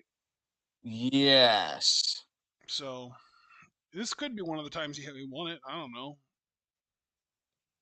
We shall see. Of course, obviously, it's a ladder match. You climb the ladder, you retrieve the championship, and that's it. So,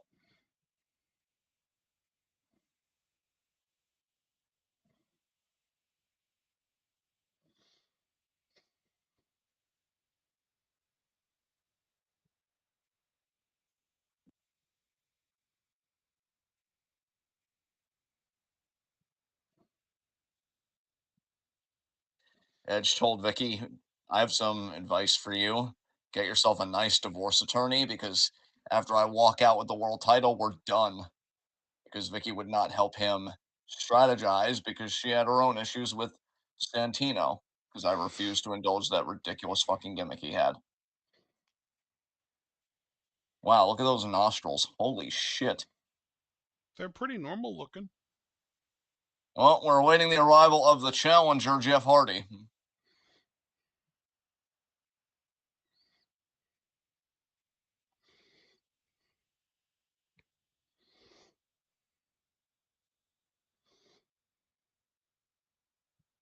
Is this the what's that name of that theme song that he No uses? more words? Yeah, this is no Yeah, more is that words. the one that he's using? Yeah. Gotcha.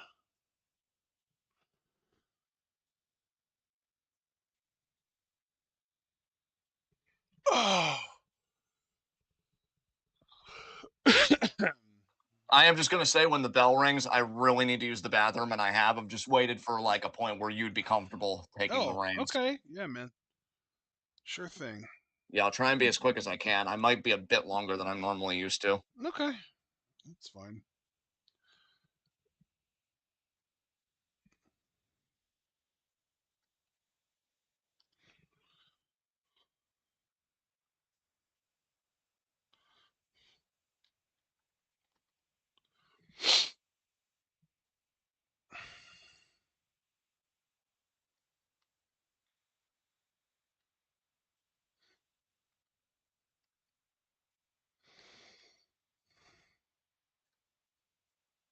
World Heavyweight Championship. Oh yeah, this was Raw. I'm so used to this being like the SmackDown title, the World Heavyweight title, but that was a Raw graphic there with the skyscrapers. But wait, didn't they say it was a SmackDown main event? That's weird.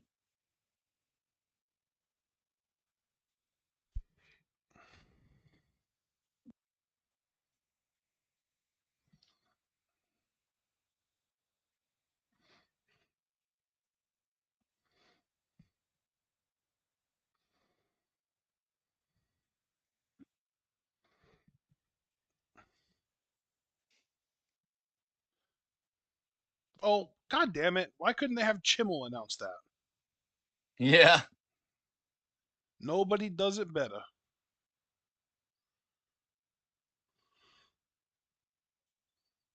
there's the bell. All right, I'll be back. Perfect. Oh, you're a little ahead of me too. All right, here we go. Should we sync up before I fully leave, or? No, we'll sync up when you get back. It's fine. Go to the bathroom. Uh,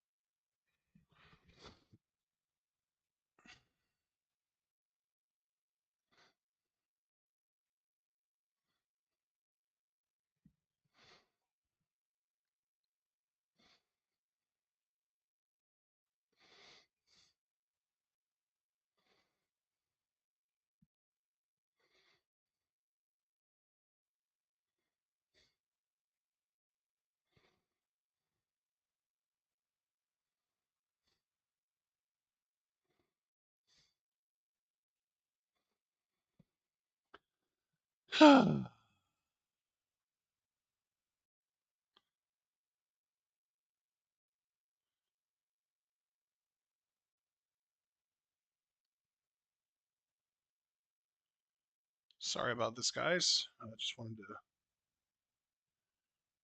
take care of something here.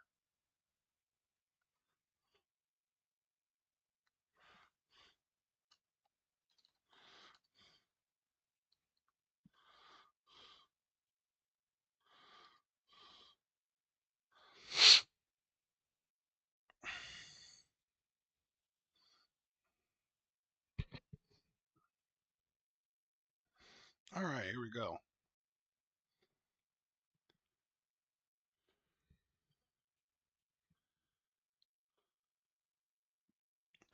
That's a really good point, Dom.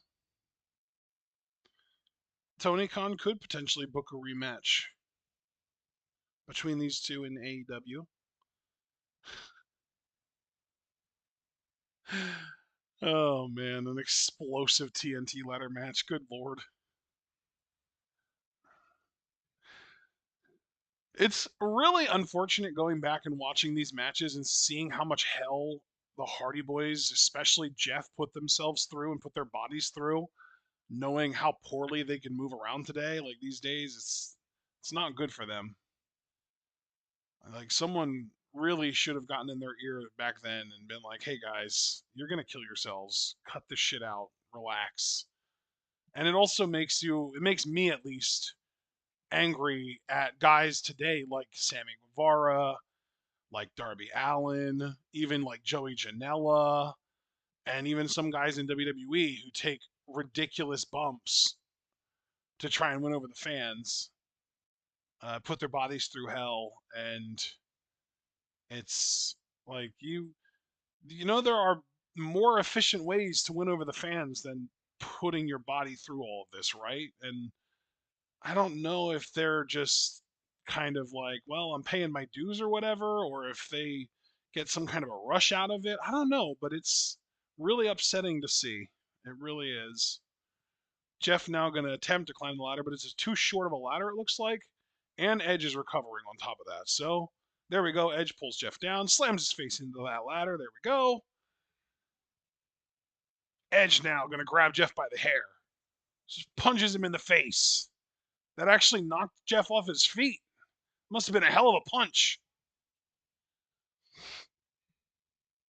Gonna Irish whip him, and then the flapjack onto the ladder. Oh my god! Oh, that looked horrible. So painful. He actually crotched himself on that ladder. That would suck.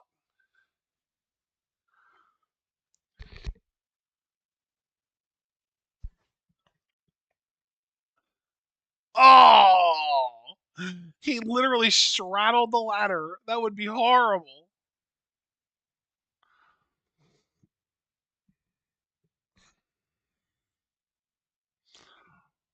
Oh man, now Edge has another ladder set up, leaning it onto a turnbuckle like a table you'd expect.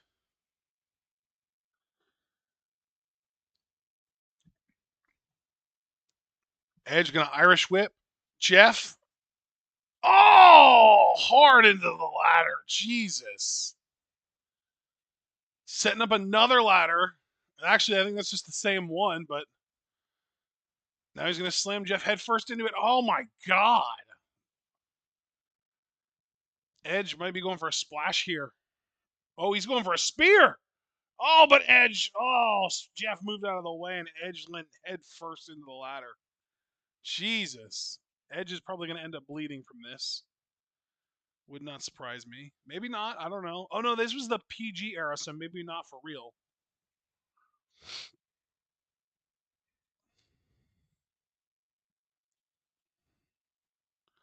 So I did want to thank you, Dom, again for that super chat. It was very generous of you. We really appreciate it, man. Thanks so much.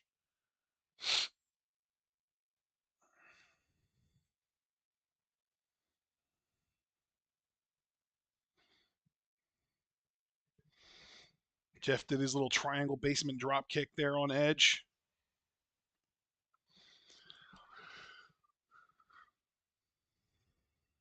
Now he's picking up the ladder.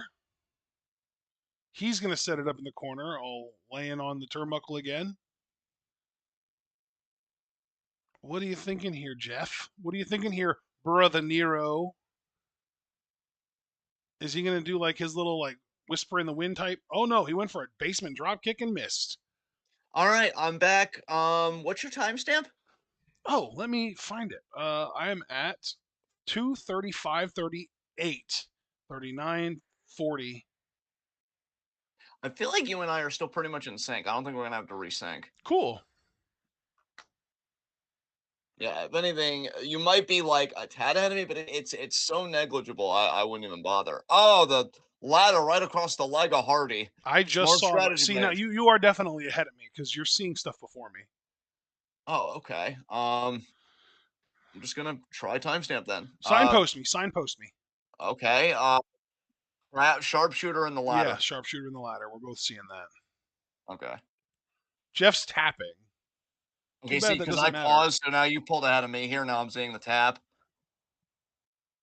That's why I originally wanted to do timestamp since we're both on Peacock anyway. But what's how should we handle this here? Because now you're ahead of me. I'll signpost you. All right.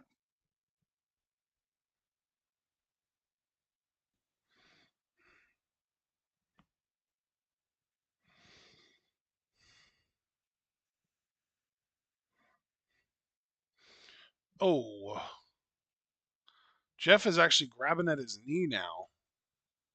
Yeah, I'm seeing that. Edge is setting up the ladder there in the middle of the ring. Edge just got that ladder set up perfectly. Looks like. Is the ladder tall enough, though? That is the question. I mean, he should be tall enough with combined with the height of the ladder. Yeah, I think that ladder should be fine. See, now I feel like he screwed up his own positioning there. I feel like it's worse. You don't even look close to that thing. Tell me when Jeff drop kicks the ladder. Drop kick. Okay, good.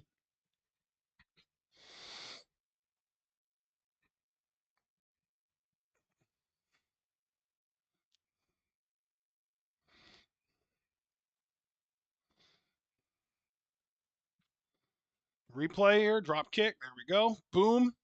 Looked very painful for both of them. I actually did a little bit of a rant while you were gone on how, I guess, frustrating, upsetting it is to watch Jeff Hardy back this day just put his body through absolute hell, knowing how poorly he can move nowadays. Yeah. And how it makes me that much more upset with guys these days like Darby Allin, like Sammy Guevara, even like a Joey Janela type, and even a few guys in WWE who put their bodies through hell and do stuff like that just to pop the fans, knowing that there are so many better, more efficient ways to get over and to get the fans love. And it's Yeah. like what do they do? Like, what do they tell themselves to justify it? And it's like, are they paying their dues? Do they get some kind of a rush out of it? Yeah, I don't know. It's really upsetting though, because they really don't have to do this shit to themselves. It's pretty awful. I mean, unironically, look at a Chelsea Green. I've never seen her do a ridiculous bump.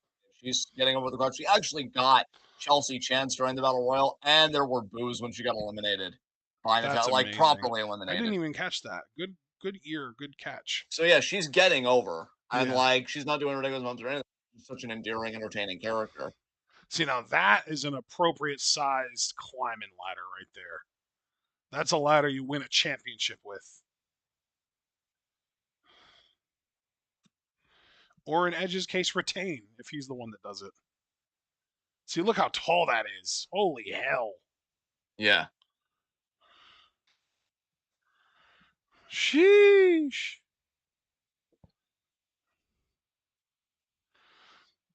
Kick with oh, all right. Twist of fate. Landed it. Perfect. She's probably gonna do that leg drop over the ladder. You should not do that. He's doing it. He should not. Maybe a swanton. A swanton would be good. A leg drop, no, that's bad. Edge is just cowering, crawling Yeah. away over into the. Oh my god!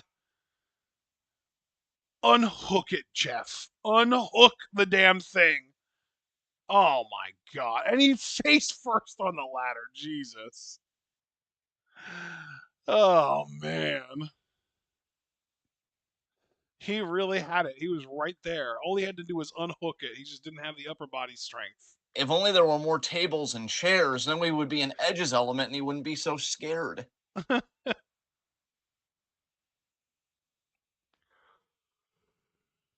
Yeah, that was the whole gimmick with TLC, right? Was that the Dudleys were the table specialists, the ENC were the chair specialists because of the concerto, and the Hardy Boys were like the high flyers who use ladders for everything, so they were the ladder specialists. So they just threw all of them in one match. Yes.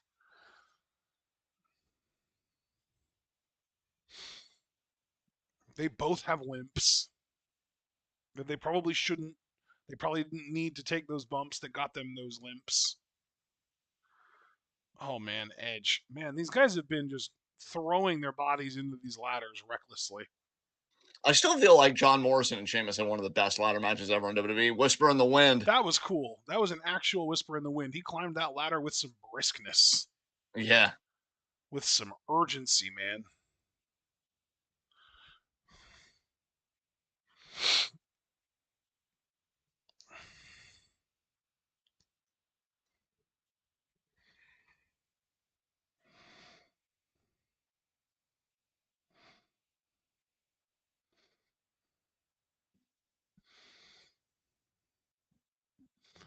Who, in your opinion, was the best receiver of the whisper in the wind? Best receiver? Like, who actually took it full force and caught it properly? I don't even know. I only ask because Edge just didn't at all. Edge Yeah. was like, you can fall on my arm, that's fine. Yeah.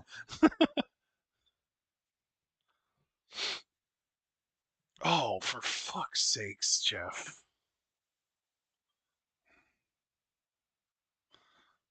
Oh, boy.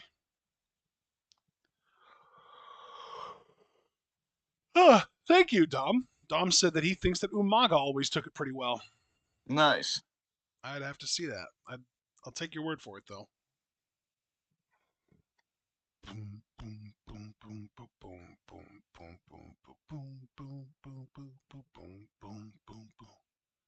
Can't believe Mina is having her first ever televised match in the U.S. tonight. I can't wait for her. Yeah. It's a shame it's against someone as mediocre as Anna Jay, but man, I am so excited for her. Yeah, she definitely deserves it. She also already had a match with Anna Jay in Ring of Honor, so they have, at least like one match of experience to draw upon. Yeah. And I've seen their match from ROH, and it wasn't a disaster by any means. It was solid. And Mina won with Glamorous Collection Mina, I believe. So maybe they'll have like an extension tonight where Anna Jay will kick out of that, and we'll get to see the Glamorous Driver Mina. Or, they could always just Tony Khan it up and have Anna win. Fuck. Yeah. That's very true. They could have Tony cost me into that match. Yeah.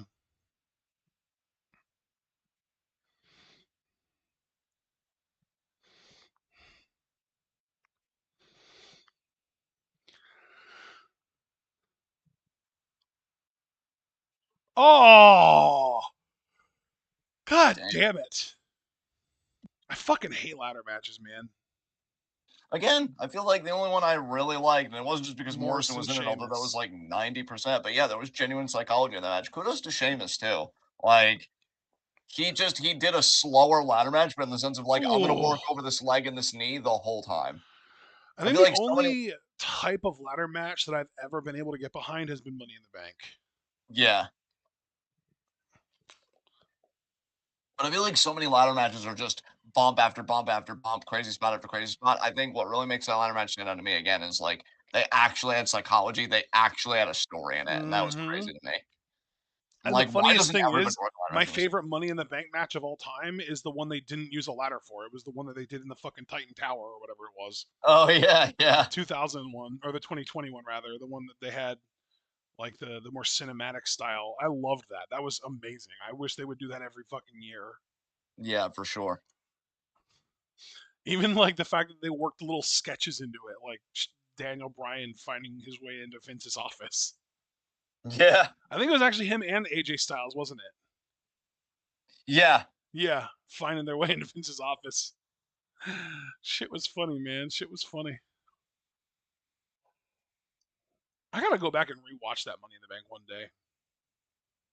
You might catch that being on my extracurricular list for a week in review one of these weeks.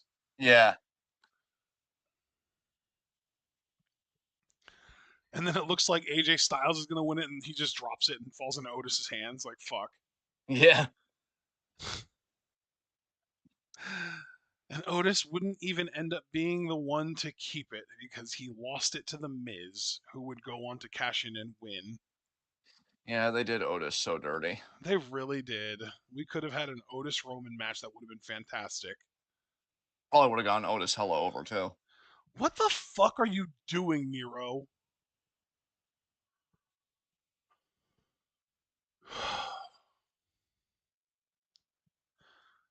Do you have a least favorite match type Um, that's like actually commonly used? Like not just like, the fucking Kali match. I forget what it's called.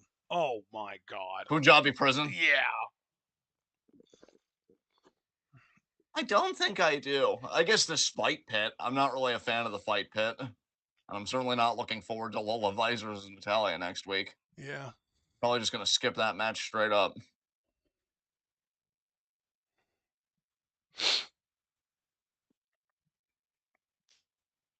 I think the ladder match really is my least favorite.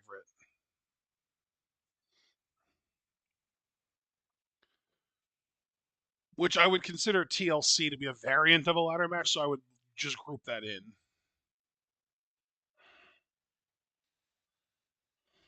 I think Chamber might have become my least favorite. I haven't really been very fond of the Chamber the last couple of years. Oh, that's interesting. I've enjoyed them.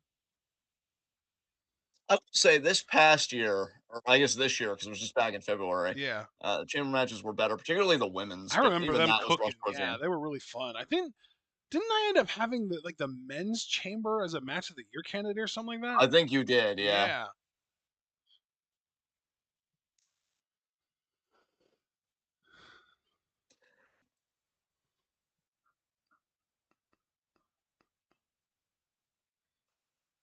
I think a ladder match I would really like because again, it was similar, but it would be even more radical to me than like Morris and Sheamus was. Would be if you just did a wrestling match for like 15 minutes and then you only brought the ladder in when you thought your opponent was really worn down. Like you were pragmatic with the ladder, essentially, not like offensive with it. Yeah. It's like I don't need to use this as a weapon because I am the weapon. But when they're incapacitated, then I'm getting the ladder. Spear. Oh, intercepted. Was that a twist of fate? Yeah. Nice. Just like I got you back for WrestleMania 17, bitch.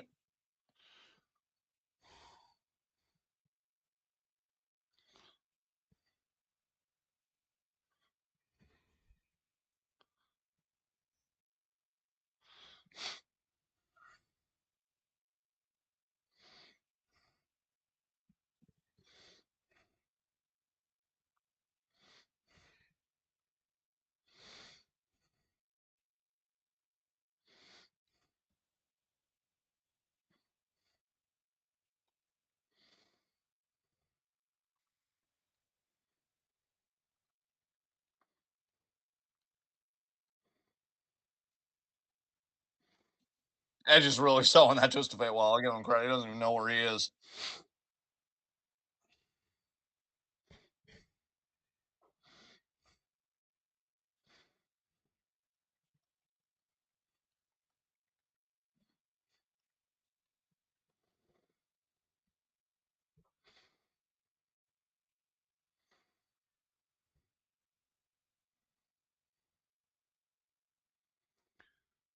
Oh, okay. He's locking Edge into the ladder. You can't get out of that, Edge. You're kind of Dang. fucked, bro. I think Jeff Hardy's about to win his first world title, or I guess it wouldn't be Look at him first. wriggling his legs. That's it. Yeah, Jeff wins.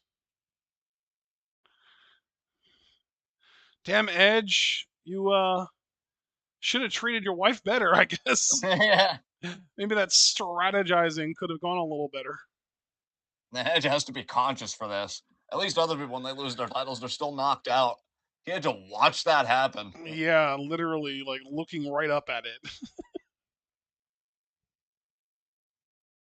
All right, Edge, we're going to grease you up a bit. We're going to get your neck out of there in no time.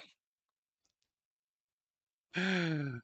Honestly, he could probably just like reach his hands up straight over his head and slide right down. Yeah.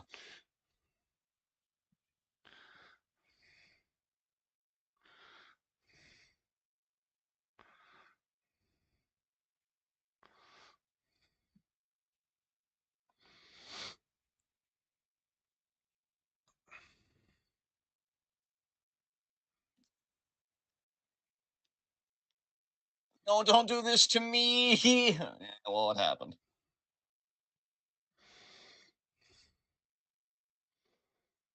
That was a really cool visual to close the show. So, how many world titles had Jeff won prior to this? I believe the WWE Championship once. So this is like his second world title. Oh, Jim Ross is in the ring. Wow. I guess they got Edge out real quick. Oh, Punk is cashing. That's Why did they fucking even trot funny. Jim Ross out there? He was going to interview Jeff. They wanted to make it feel real. Oh, that's funny. Punkerton. Jeff can barely stand. Punk's like, come on, man, ring the bell. I hate that gimmick. GTS? Was this Punk's first world title proper? No, second. He kicked out of the GTS. Fucking Jeff Hardy, Misawa ass. The poetic thing is, Punk's first cash in was on Edge, the former champion in this ladder match. Oh wow! What year was that? Was that 2008? Yeah. So like a year later, he cashes in on Jeff Hardy. Oh my God! Edge really caught him there. That's so funny.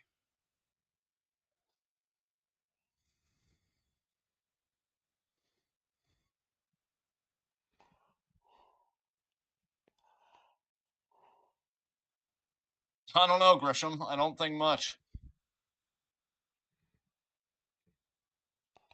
Now that's it. Ball. Done. Pin him. What a weird pin, CM Punk. This was the What a. beginning of his heel turn too. Yep.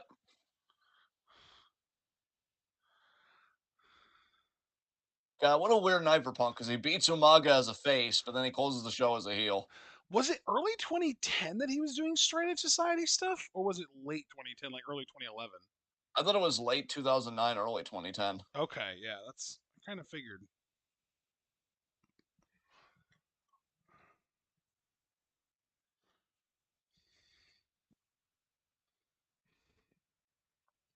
Yay, me!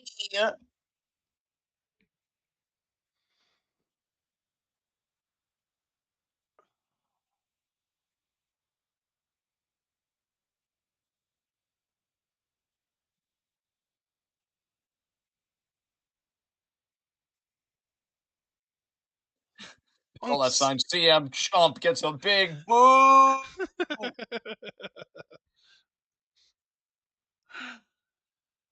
I guess they brought JR out to make it look like he was going to interview Jeff Hardy and then slap him on commentary to call Punk winning the title.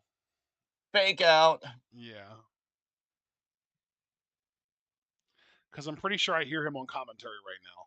Yeah, he's been on commentary. Yeah. Oh, that's funny. Punk is like, what the fuck is this?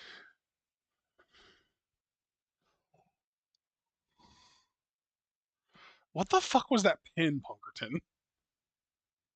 He doesn't know. He stepped over like he was about to do a submission move, but then he just like plopped down into a pin.